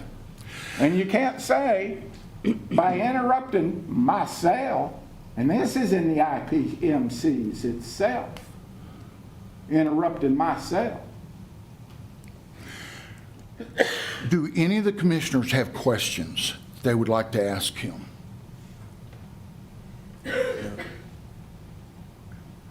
Okay. Thank you, sir. Appreciate it. I'm waiting for your vote, Oh, we're fixing. because I already know what's going to happen. Okay. And And- we're going to do it, baby, because when I get done, I'm coming after all y'all's houses. I'm coming after. I'll make the motion that we reject the appeal, that we continue on with the dilapidation. I'll look for a second. Second. I have a second. All those in favor, please cast your ballots. Motion passes 6-0. Thank you, sir. I'll see you in court. You better get all your finances away and fix it up, because I'm going to tell you all right now. When I win that over there in Garfield County, I'm going to freeze your bank accounts. I'm going to freeze the city. Thank you, sir. And I'm taking Appreciate all it. your stuff. Item 5 point. And you? Go. Item 5. You done a deal to me. You done a deal to me. You're fixing to go to jail if you don't go. You said you're done, let's go. Uh-huh. Thank you. I see how this goes. I see y'all. That's fine. We're all done. Item 5.2, hold a public hearing regarding an ordinance amending Title 11 of the Enid Municipal Code 2024 to clarify the definitions and sections, ensuring consistent verbiage and adding additional uses for district for districts such as accessories, dwelling units, and mixed use. And Jacqueline, if you want to go ahead and talk, and then I think I've got to read something into the... Yeah. I'll give you a little break so I can prepare for the next section. All right. So this item, we've discussed this several times. The last time it was presented to you was during the study session in January of 2022, or January 22nd. The proposed ordinance is to add clarification to definitions, sections, and ensure consistent verbiage, and adds additional uses for districts such as accessory dwelling units and mixed uses. So, right off, the Metropolitan Area Planning Commission recommended approval with a minor adjustment to the mixed-use definitions that was presented to y'all previously at the study Do you need session. to flip the slide? No, not yet. I'll show it. Okay. Yeah, I didn't really change it too much. Just change it minorly from 50% to 45% with a vote of 8-0. So, again, we're going to recap what the amendments are. First section is going to be in the definitions. We are adding the accessory dwelling unit definition, a mixed use definition, and this is where the change did occur. This was originally 45%. The MAPC recommended for 50%. Then we had setback definitions added and watershed protection with the illustrations to go along with these setbacks, and clarifying of yards as well for the interior and corner lots. Then we just had some revisions to definitions of our current dwelling to define it a little bit more, to have where it's defined as a living, sleeping, eating, and a permanent cooking appliance and bathrooms, make it qualify as a dwelling unit. And then our adult entertainment, basically it's just going to reflect that of the state statute definition. So with that, there's also cleaning up definitions that are overlapped and repetitive throughout the area, and that's your corporate dwelling, your apartments, your ADUs kind of cover those. And then there's multiple of the residential manufactured. It's all covered in the one definition that was done a while back in '24. So on to one of the major ones for residential areas is the adding of the ADU, and that is a use by right in agriculture, your R1 district, which is your estate district, your 4-family residential, your townhome district, and your multifamily residential district, as well as out as a use by right, and then your use by review in your little higher density areas, or your higher, more intensive of use of looking at is your R2s, your R3, because it's kind of your mobile home district, and then your 2-family and duplexes. So amendments all through your residential, just little tweaks. The revision from yard to setbacks for clarification, and then 1-family to single-family, just verbiage, as well as your mobile to mobile home and manufactured, since that is now the new term for mobile homes. And then omitting minimum lot area per family to dwelling units to be consistent throughout. So in the commercial districts, there was revisions to the yards to setbacks, again, consistency through the verbiage, and then mixed use to be a use by right in your C3 and your C4 districts, and then a use by review in your smaller commercial districts, your C0s, 1 and 2. And then just the consistency in verbiage rolls over into the industrial district for yards and the minimum to setbacks. All right, then some other little items that were added in was to the site plan section to add that a site in a master plan shall expire 1 year from the date of approval unless a building permit is submitted, and shall expire if there are no active permits for 6 months. Those are for if they don't pull a building permit, they're just going to die and they have to restart. Now, they had the opportunity, one of the questions during APC was, can I pull a building permit you can extend your building permits along the way so it can last as long as you have an active building permit. So, as previously, I presented to you all the sections on the accessory dwelling units. This is the regulations on accessory dwelling units. This is referenced all throughout the section that this is the regulations it goes by, as well as being an accessory to the primary structure. So those setbacks set forth in residential setbacks are applicable because it is an accessory. This is a public hearing. Do you have any questions for me? Any commissioners, we've studied this several times now, but questions? Yes, sir. My question is on the permit extensions, how long are they? Scott, I don't know building permits as well. So a permit is good for 6 months. Okay. And then if that gets to an expiration, we have a form they can fill out and they can bring it to us and we can extend it for a year is kind of where we get, there's no official can't do it. We've just set a policy of a year because if you haven't finished it a year, we probably need to reevaluate what code section you're looking under. And those extensions are just basically done between the applicant and code? You don't have to bring it to us or anything like that? That is just in-house. Okay, thank you. Thank you. Any other questions for Jacqueline? Okay, good job. Thank you. I hope you're ready for the next one. So there's no vote on this. This was a hearing only. And I do want to open up. If there's anybody in the audience that wants to speak on this topic, since it is a hearing. Jason, you want to speak? No, I see you shaking your head. I know. So with that being said, I'm going to go to 5.3. Now, it's pretty lengthy, so bear with me, but we do have to read it into the record. And fortunately, our council actually put together a little sheet to help me break that up. So 5.3, consider an ordinance amending the Enid Municipal Code 2024, Title 11, under zoning.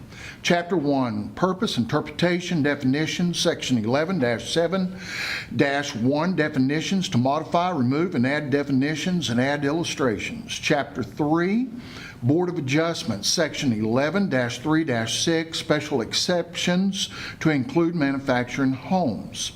Chapter 5, Agriculture General District, Section 11-5-2, Permitted Uses, 11-5-3, Uses by Review, and 11-5-4, Area Regulations to add accessory dwelling units, single-family dwellings, and manufactured homes, and updated verbiage. Chapter 6, Residential Districts, Article A, R1 Residential Estate District, Section 11-6A-2, Permitted Uses, and 11-6A-4, Area Regulations. Area B, R2 Residential Single Family District, Section 11-6B-2, Permitted Uses, and 11-6B-4, Area Regulations. Article 6, R3 Residential Mobile Home Neighborhood, 11-6C-3 Permitted Uses, 11-6C-4 Uses by Review, 11-6C-5 Area Regulations, and 11-6C-7 Connection to Utilities, Payment of Fees.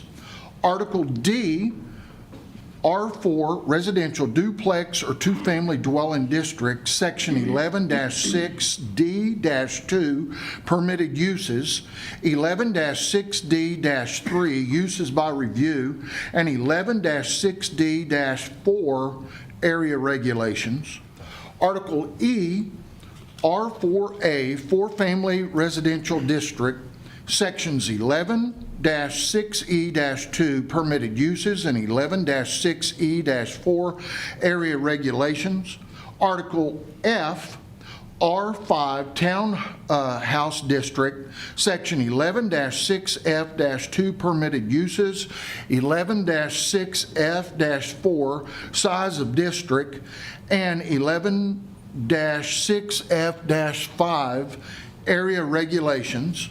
Article G, R6 Mobile Home Park District, Section 11-6G-1 general description, 11-6G-2 permitted uses, 11-6G-3 accessory uses, 11-6G-4 application and submission of development plan, 11-6G-5 development requirements, 11-6G-6 development plan approval, 11-6G-7 inspection, insurance of license, 11-6G-8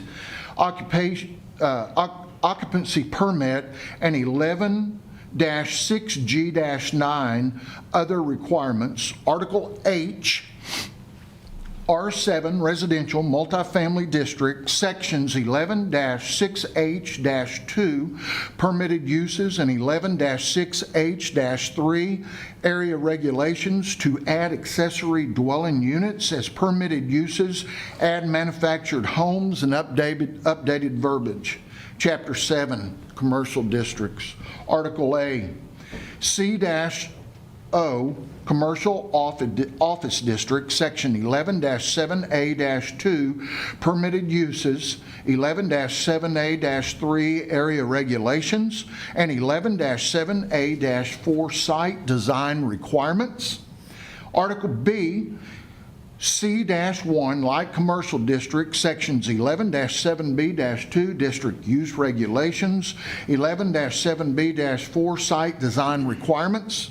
Article C, C-2 Planned Business Center District, Section 11-7C-3 Size of District, 11-7C-4 Permitted Uses, 11-7C-5 Dimensional Standards.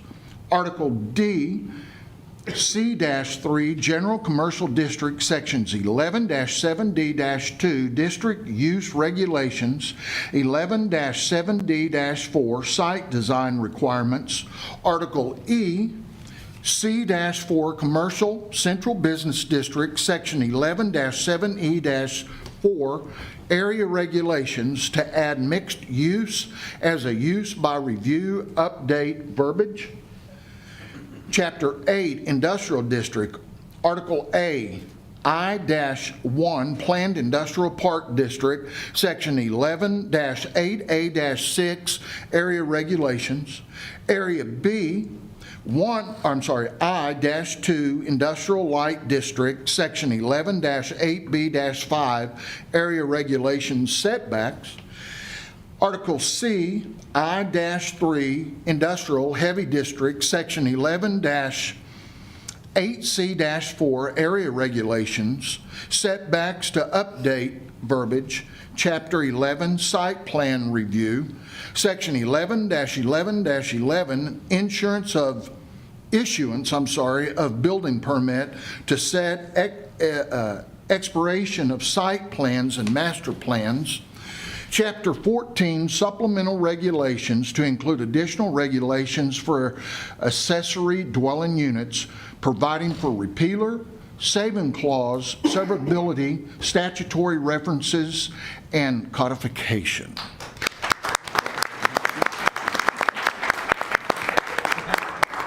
I should have stuck to the Dr. Seuss book. Yeah, Fireman had it figured out, yeah. He read across the unit. So this is basically just making all the changes to update our Title 11 for all these different regulations. So with that being said, unless you have comment or you want it read again, then I am going to look for a motion for us to approve. Motion to approve. Second. Motion and second. Please cast your ballots. Motion passes 6-0. Item number 6.1. Consider awarding a contract to Instaform Technologies LLC, Corinth, Texas, for project number W-2609C-Ames Raw Water Transmission Main Slip Line Rehabilitation Project in the amount of $23,402,893, utilizing local government purchasing cooperative administrated through by board contract number 730-24, and authorize the mayor to execute necessary documents. And Morale, if you'll also kind of talk about that. I know you were going to update us on that as well. Okay. This is the same presentation. I was planning to do it in the study session also. So I don't want to bore you twice. Now it has become one time. So. Okay. Like Enid gets water from Ames and Drummond Wellfield, and this line is installed back in 1950s. An approximate length is about 14 miles. If you can recall, recently we did a complete reconstruction of 4 miles in the last couple of years. So that leaves 10 miles. It's not being done, rehabilitated. And usually the design life of a PCCP pipe, which is a pre-stressed concrete cylinder pipe, is between 50 to 60 years. And we were well over the design life, and it served a pretty good purpose of that construction. And the scope of the project is, like we mentioned, like the existing pipe is a 36-inch pipe, PCCP. We have to rehabilitate that, the 10 miles of it. And we are proposing that with the getting water from Ka, we are going to use water from Ames and Drummond Field. So the scope is still we are going to use wellfield water like 50% and surface water 50%. We are going to blend it. That's the reason we are doing this, rehabilitate the existing pipeline. And again, we are also looking for the design life of this pipeline, 50 plus years.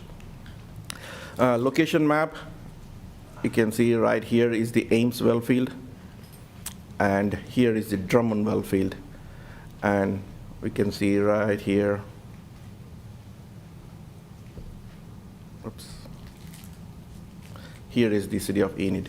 The recent project, reconstruction, this is the one we have finished it, and the remaining is the yellow portion from Ames Pump Station up to the end of Fox Drive. We looked several options to rehabilitate this project. Based on all our studies, we decided to move forward with the slip lining. The reason is we don't need additional NEPA because we are not disturbing the whole site. Our disturbance is less than 1% of the whole 10 miles. It will be less impact to the existing landowners, and we don't need additional new permits because this project considered as a rehabilitation project and rehab. And the timeline will be very short because we are not digging the whole site. It's going to be, our main goal is reduce the impact to the landowners. So we are going to replace lines from county road to county road. So it will be very less impact. But still there will be a small, every 1,000 feet, we need to go and inspect, make sure our cameras going to be less than 1,000 feet. So the length of cable, whenever it reaches 1,000 feet, it loses its efficiency and clarity. So we have to go back and still, but that will be very minimal, like 10 or 15 feet by 15 feet impact. So it's not going to be the whole line segment we are going to be disturbing. And the slip lining is proven and it's reliable. That's the main reason we are using slip lining methodology. The current contract, it's in front of you, is about 10 miles and a 24-inch fusible PVC pipe. And the cost of the whole project is around $23,400,000. And the contractor we choose is a in-situ form, and they are a by-board contract. It's a state contract, and the contract time is 365 days. It's 1 year, basically. And we have the contractor in the audience, and I'm going to introduce them. And we got Tim Pertisi and also Sean Garcia. They're here. They're going to explain, they're going to present why in-situ form is the best company, and what we have done and what we looked into options on this project. Tim and Sean. You guys are working it for $23 million to sit through this whole meeting. So kudos. Yeah, thank you, Morale. Good evening, Mr. Mayor, Commissioners. I've got a whole new amount of respect for your patience and diligence with tonight's meeting. We appreciate your consideration. I'm gonna talk briefly. My name's Tim Petrie. I've been with In Situ Form, a subsidiary of Azuria, for 27 years, helping cities just like yourself with pipeline issues and rehabilitation of pipelines. And if you're not familiar with Azuria, you might be familiar with In Situ Form, and I'll get into who we are here in just a second. Sean Garcia is with our Underground Solutions division, and he'll go into a few of the technical details. We'll try to make this as quick as possible. I'm just going to cover who we are and what we do, turn it over to Sean, and then we'll open it up for questions. But we're here basically for the sole reason of helping you with your most important asset, and that's raw water. Every city has the need for raw water. Water main breaks every 2 minutes in the U.S. 6 billion gallons of water loss daily. And we're well behind pace to keep up with the aging infrastructure. I'm preaching to the choir, I know that. Azuria, In Situ Form developed Azuria about 5 years ago as we started acquiring other companies and other products and services, and to add to our portfolio, we're now merging with Inframark, so we're inside the fence, so to speak, at treatment plants and water and sewer, and then also outside the fence, basically what Sean and I address as part of the platform that we're involved with under In Situ Form or under Azuria. Portfolio of our companies, we were founded in 1971 with the advent of CIPP, cured in place pipe, for a rehab technology that basically started the trenchless industry. We're actually located in St. Louis, Missouri. That's our headquarters. The Corinth, Texas is actually where I live. We've got well over 2,600 employees now and serve many municipalities and industries, transportation, DOTs with storm culverts, anything pipe related and conveyance related. Sean and I are a member of the Pipeline Infrastructure Group, Infrastructure Solutions Platform. If you're familiar with CorePro, Cathodic Protection, they're one of our companies as well. So we're all in the business of water and wastewater rehabilitation, Sean and I. Nearly 300 million feet of pipe installed in the U.S.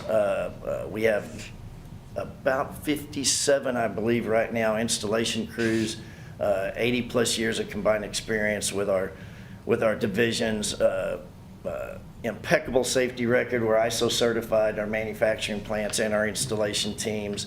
And we also have project management ability to manage post-award compliance, reporting, procurement, and financial tracking, all a part of HUD requirements and grants and the funding requirements. Where we started, I mentioned cured in place pipe. There you go, the cured in place pipe. That's where In Situ Form started developing a solution for gravity sewer applications that has since grown into large diameter in water. We also do carbon fiber and glass fiber reinforced polymers if you're going counterclockwise on that circle. For large diameter water pipelines, fusible PVC, Sean's going to hit on that. That's actually what we intend to use for your project. We do epoxy lining, cement mortar linings as well, but those are not fully structural solutions, so I'm not going to really hit on those tonight. We also have some other processes for close tolerance pipe certification for AC pipe, rehab, and then Primus. It's a Kevlar reinforced high density polyethylene pipe that's also not a fully structural solution, but just to show you the solutions that we offer. The real world and trenchless rehab, this is why we exist. There's so many things that our pipelines and our infrastructure is under that we're trying to protect. Railroads, DOTs, that's why we're in the business. Trenchless, though, doesn't necessarily mean trench-free. For pressure pipelines similar to yours, we do need access points, and these are typical pits for services that we've provided and projects that we've done to kind of give you an idea of the entry pits. Morale mentioned every 3,000 to 5,000 feet we'll have access pits, but we tried to structure the approach to be as minimally impacting to the community and the residents as possible. The goals of this project: utilize combined technologies to address the project concerns. I say combined, we're basically doing a hybrid slip line that is not done by many other companies in the world.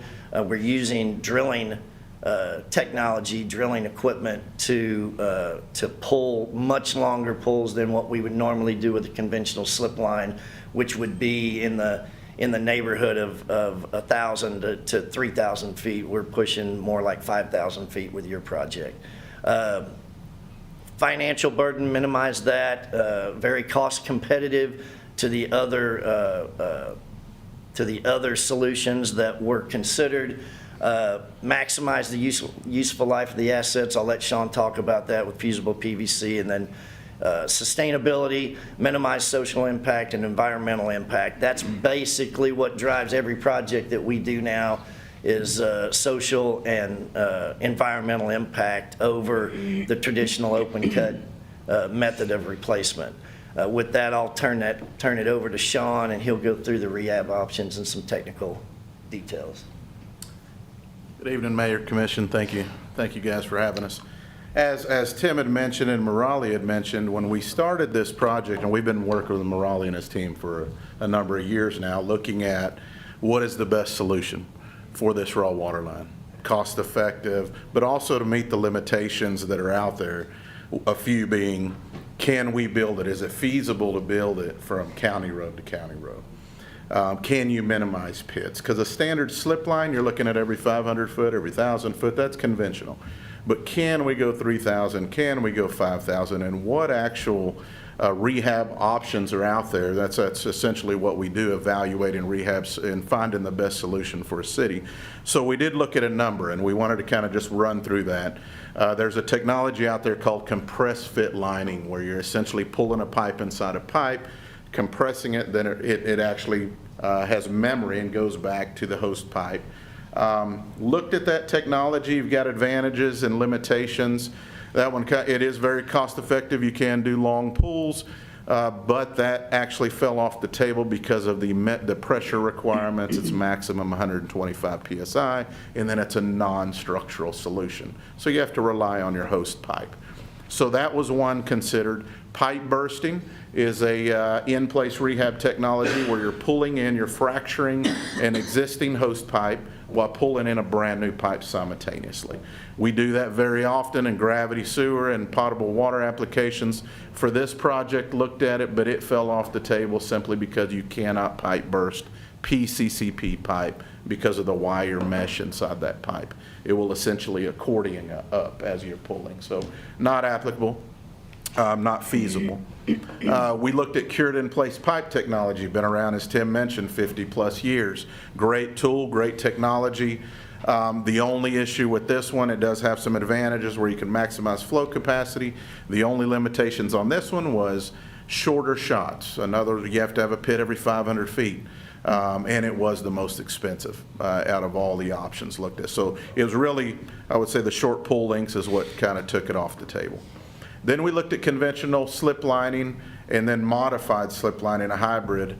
And what that is essentially, guys, you have that existing host pipe and we're just pulling a new pipe inside that. Most cost effective. We can pull those longer runs, 3,000 to 5,000 feet. It's giving the flow capacity required, it's meeting all the pressure requirements, and it's fully structural. So it checks all the boxes. So when you kind of put that into a table, look at a metrics, when you throw it all into a funnel, what's that spit out? The best option, the best solution for the city landed on slip lining, and Morales' team, that's where they've landed. So slip lining method, just wanted to kind of go through that to kind of paint you guys a picture of what that looks like. A lot of people may ask, what is that? It's exactly, it's as I mentioned, it's a hose pipe. It's already there in the ground. We're not acquiring new easement. There's not open cut excavation. It's just a few pits here and there, and you're pulling a pipe inside a pipe. You do decrease that excavation, that surface impact by about 90%, which is huge. It's one of the main drivers, I know. And then also you got to look at the environmental side. Morale hit on that. You have a lot of wetlands out there. So minimizing that impact is huge. Very simple, very fast, very cost effective versus some of the alternative means.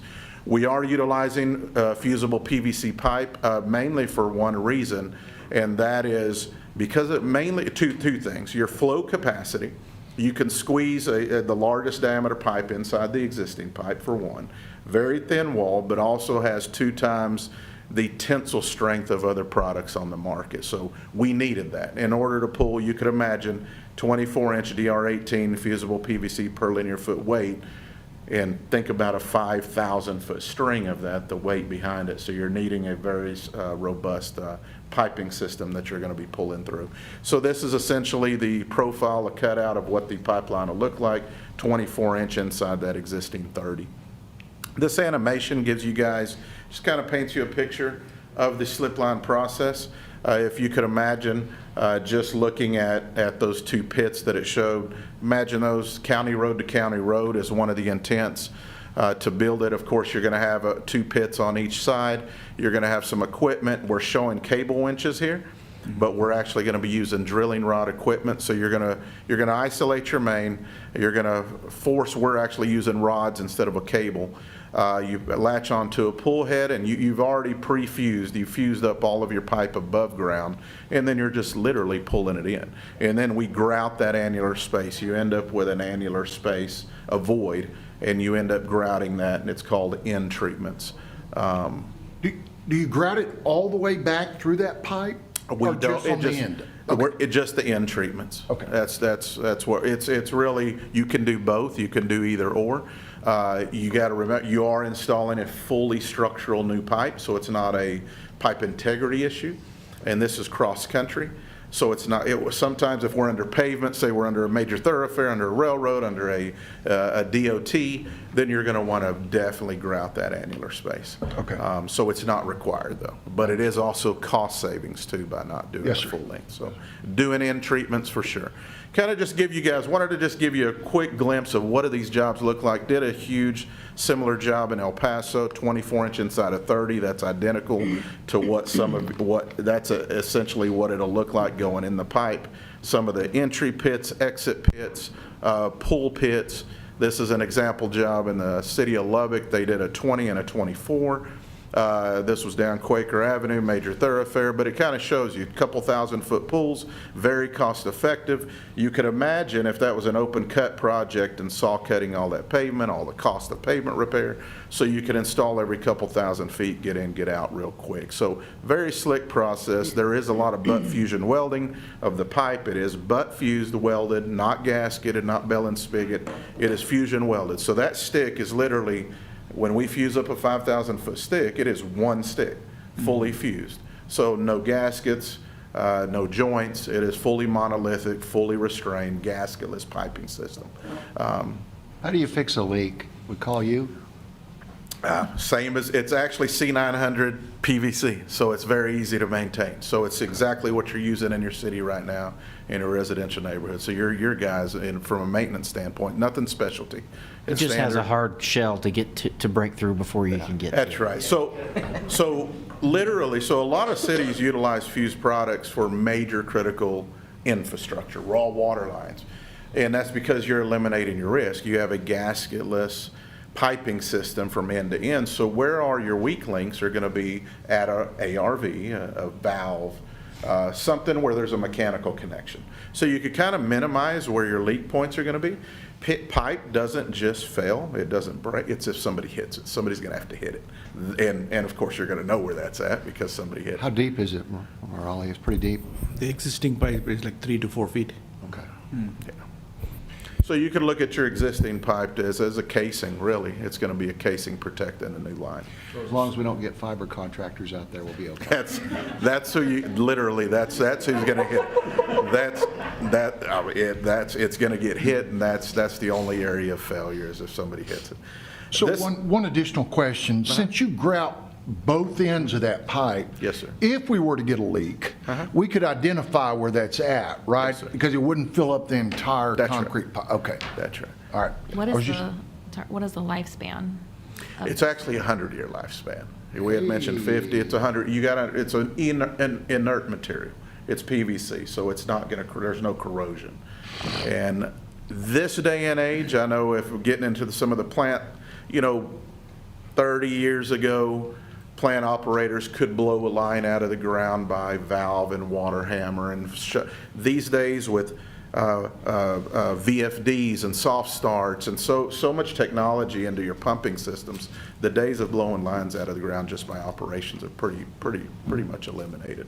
So those days are gone. It's really just going to be if somebody hits your line, in terms of the life. But the pipes are going to be there forever. I mean, it'll be there. Oklahoma City, just give you, this is exactly what your project's going to look like. That's a 36-inch pipeline, though. Just kind of showing you the pit. And that's just county road to county road, so very, very minimal impact. That's a little larger scale than what your, it's a little larger scale than your project. But just kind of giving you an idea, that's all we wanted to show. We are going to be utilizing, instead of those cable winches that you saw in the animation, we'll be utilizing some larger drill rigs. And the whole purpose of that is to push that rod out, that 3,000, that 5,000, and have enough tonnage behind you that we can pull that entire 5,000-foot string. So that's the combination hybrid technology we're utilizing to make this happen. And you've pulled 5,000 before?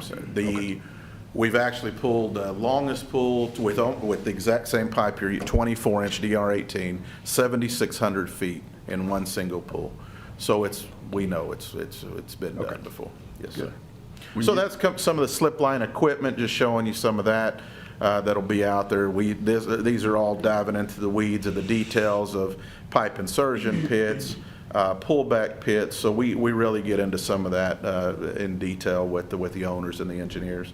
From a benefits perspective, guys, you're not going to be relying anymore on that hose pipe. You could assume full deterioration. It is not a liner. This is a fully structural, brand new pipe within the pipe, standalone. Eliminates all leaks, fully restrained, fully fused, no gaskets, no joints. So that's going to minimize sinkholes or any kind of surface settlement. As we mentioned, the reduction of the excavation, that's huge. That was kind of one of the main issues. I know Morale and his team was impact to residents or the landowners out there, flow capacity, we meet it, and overall just minimize impact. A lot of it with environmental too. So trying to restore a critical asset for the city. That's the end goal. New pipeline for the city, new artery. How thick is the walls of the pipe? That 24-inch DR18, it's a little over an inch. A little over an inch? Little over an inch. So when you pull it 5,000 feet, do you pull it dry or is it wet? It's dry. It's dry. It'll be a dry pull. You could lube it up. We have. Yeah, we can. Yeah, because the reason why I asked that, I was concerned if it's an inch thick and you're pulling it that far of a distance, Hardness, scratch resistance. Yes. PVC, it's a very hard material. In terms of abrasion resistance. As we do slip line jobs pretty often. The thing is that existing hose pipe too, we've seen a lot of PCCP pipe inside, especially aged. That's what we do. We're a rehab company. Usually you have, and it's a raw water supply, so you're going to have a buildup in that already of grime and so forth. That's going to actually allow, once you break that friction factor, then you're going. So we can, that's really it, just breaking that friction factor. Yeah, I was concerned. I was hoping it wouldn't create a dry erosion, you know, as you're pulling it. Yeah. Okay. Yes, sir. That'll work. That's it, guys. That's try to be short and sweet as best we could. And we thank y'all for the opportunity. Any questions, commissioners? Anybody? All right. Raleigh, you have anything else you want to? Just to add this, the whole work, this project, we cannot do it in service. So the water will be completely down. So we will be running a perpendicular line to the existing line, which is on 412. So that is a 10 miles of line. So there will be a temporary line during this construction. This water will be completely off of it. So. And it'll just run down the side of the highway? Yes. Very interesting. Okay.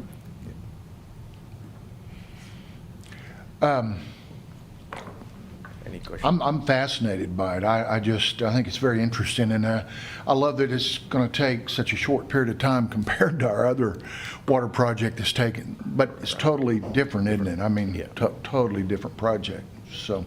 The execution, now that we're here and you have a chance to award it, you heard him say this is a project that we've worked on for years.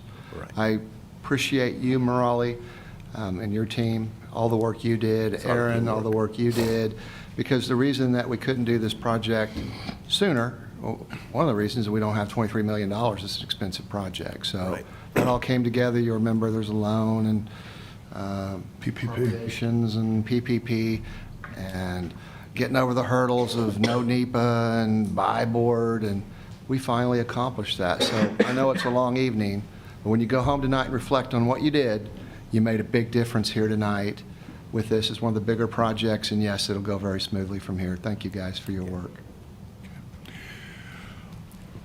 Thanks, Morali. Thanks. Well, with that being said, 6.1 requires a vote. So I'm going to look for a vote to approve this bid process, award the contract. So moved. Second. Motion and second. Cast your ballots. Motion passes 6-0. Very good. Item 6.2, approve the concept plan for project M-2508A Enid Municipal Sports Complex and authorize staff to take the necessary action to coordinate completion of the remaining design task. Yes, sir. Thank you, Mayor. Okay. This is another project. We are working on this for quite some time. The main focus on this project is to build a multi-sports complex to host 120 team tournaments. And over the last several months, we did a lot of field trips, multiple stakeholder meetings, and multiple revisions to the concept plan. So I am bringing here to you the final concept plan, and I wanted your approval to move forward to the next step. So the current contract allows to the engineer and architect to finish 15% plans and specs and cost estimate. So the concept plan includes, we got 2 flex fields. This can be used for like a 225 field ball fields, and also 2 soccer complexes and 2 soccer fields and 2 football fields. And there is a 1 5-plex, and there is a 4-plex. In the 4-plex, there is a 250 field and a 375 field. And this plan also has 1 play area for kids. I'm going to go to the next one. Play area for the kids, and also 1 major rest area, and also a small one right here in the middle, and also about almost 1,500 parking spaces. I know the existing soccer complex has limited parking spaces, but this one will add more parking and accommodate both fields. Just to give you some references, this is the existing soccer complex, and here is the Garland Road, and the bottom is a Roop. So the complex will be right behind and towards north to the existing soccer complex. And there is a future parking layout planned in case if we need one. Few more pictures to accommodate and to show how that's going to look like. Right here, there is an existing detention pond, so that's going to be readdressed to expand to the east and to accommodate the flows. And there will be a new detention pond on the south side to allow the expansion to the north. Some of the pictures for these look like an entrance picture and a field view. And the mayor, like I think one of the things that we looked into, it's going to be raised parking in the area in the back, so people can see through. This is the conceptual view of the restroom concession building. And another view. It's going to see, this is the road that comes from the Garland, looking west. Any questions? Just couldn't help yourself, could you? And I got a video. If you have any questions, I can address too. So, just to follow up on what Morale was saying, we had the steering committee, took a lot of time with a large group, cross-section of people. And what we found was everybody had different thoughts of what they wanted, and the team worked and reworked again until we finally come up with this design that really the entire steering committee likes. That being said, what we're voting on tonight is to accept this concept so we don't go in and change anything after we finished getting our 15% that we've already paid for with half to completion. Does that make sense? So we want to get locked down on a plan so we can keep moving forward. I mean, that's it. That's it. So that's the purpose of this vote, is to approve the concept. That doesn't necessarily mean it's going to be a blue roof as we keep going, but we don't want to change the whole configuration again, because it takes thousands of dollars of engineering to do that, especially once they really get started on all the engineering work. Right. So anyway. It really helps us too in our effort to find funding. As you know, we don't have funding for this yet. Right. I imagine that we will, if you approve this concept and we move forward, we probably will try to set aside some funding in the next budget to take the design further. The further we go in design, the better opportunities we have with grant opportunities, or PPP might be another opportunity, or there may be some others. But this project is going to take some time to come together. So we are happy as staff with this plan, if you guys are, and this allows you to go back to half and tell them to finish up to their 15%, but it's only 15%. Motion to approve item 6.2. Second it. The motion and second, please cast your ballots. Motion passes 6-0. Hey, and I know you guys are set to approve the consent items, but Gil and Leslie have sat here all night through this, and I would like to, if you don't mind, if you could pull out 7.2. I know it's long, but I'd like to recognize them. I think it's important, and I'll tell you some more here in a minute if you don't mind doing that for me. Okay. So I'm going to look for a motion to approve the consent item less 7.2. And we'll talk about that, and then we'll vote on that one separately. So moved. Second. I have a motion and a second. Cast your ballots. Motion passes 6-0. Now, 7.2, I'm going to break that out separately. Accept a drainage easement from Gil Gilbert and Leslie Gilbert, Revocable Trust, at no cost to the city for property located at 2001 and 2013 East Main Street, and authorize the mayor to execute necessary documents. And I have Mr. and Mrs. Gilbert here, and they are signed up to speak on this. So at this time, would you like to address the group, sir? If you just state your name and your address and... Gil Gilbert, 2002 East Cherokee. Yes, sir. I'll turn it over to you. Anything you'd like to say? Just that we've decided with all that, because that's a whole block right there. We just want to get out from under a bunch of it. Just so I am getting older, and I don't like to, it's just too much for me to keep up and mow, and I do have some health problems coming up, so I just want to make, I can go sit in our big shop down there in the 13. You can't get your wife to mow that, or? No. Okay. No. Just curious. So I can sit down there and sew. Gil, I think you're going to be in good shape tonight, but I appreciate, I know there's a rumor around City Hall that we're cousins or something. Yeah. And we probably are. Probably are somewhere. But I will tell you, you and I go back a long way. We go back a long way. This man served his country and his state. I had the privilege of serving with you part of that time. You're a fantastic mechanic. I also, way back a long time ago, we worked at the employer across the street from your property, the Department of Corrections. I spent 26 years over there. We spent some time there, and it's easier. I can go to breakfast with him and the guys now because I appreciate the staff getting this one over the finish line, and I appreciate you donating at no cost.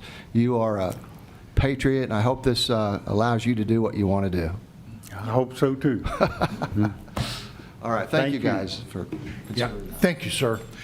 So at this time, I'll look for a motion to accept that drainage easement at 2001 and 2013 East Main Street. So moved. Second. I'm sorry, what? You have a motion and a second. Oh, I had a motion, okay. I got it. Sorry, A I cut motion you off. and a second? Sorry, I didn't hear that. If you'll just cast your ballots. Motion passes 6-0. Very good. Thank you all. Yeah, thank you. Yeah, thank you. Okay. Stay for the rest of the meeting?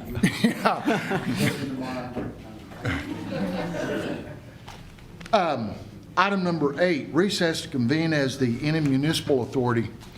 Item number 9, all trustees of the Enid Municipal Authority are present for this meeting with the exception of Commissioner Baker. Item number 10.7, consider a resolution increasing the 2025-2026 fiscal financial plan for 695-696, the Enid Municipal Authority, in the amount of $9,402,893. And before I look for a vote, we're just transferring money around to pay the $23 million is what we're doing. Okay. So with that being said, I'll look for a motion to approve. Move for approval. Second. Motion and a second. Please cast your ballots. Motion passes 6-0. Item 10.2, approval of claims in the amount of $289,463.44. Move to approve. Second it. Motion and a second. Cast your ballots. Motion passes 6-0. Item number 11, adjourn to convene as the Enid Public Transportation Authority. All trustees of the Enid Public Transportation Authority are present with the exception of Commissioner Baker. Item 13.1, approval of claims in the amount of $6,140.16. Move to approve. I have a motion Second. and a second. Cast your ballots. Motion passes 6-0. Item number 14, adjourn to reconvene as the Enid City Commission. Item number 15, public comment. And I don't have anybody signed up anymore. They got up and left. You outlasted everybody. I know. So with that being said, I'll look for a motion to adjourn. So moved. Second. All those in favor say aye. Aye. We are adjourned. Made it. Good job.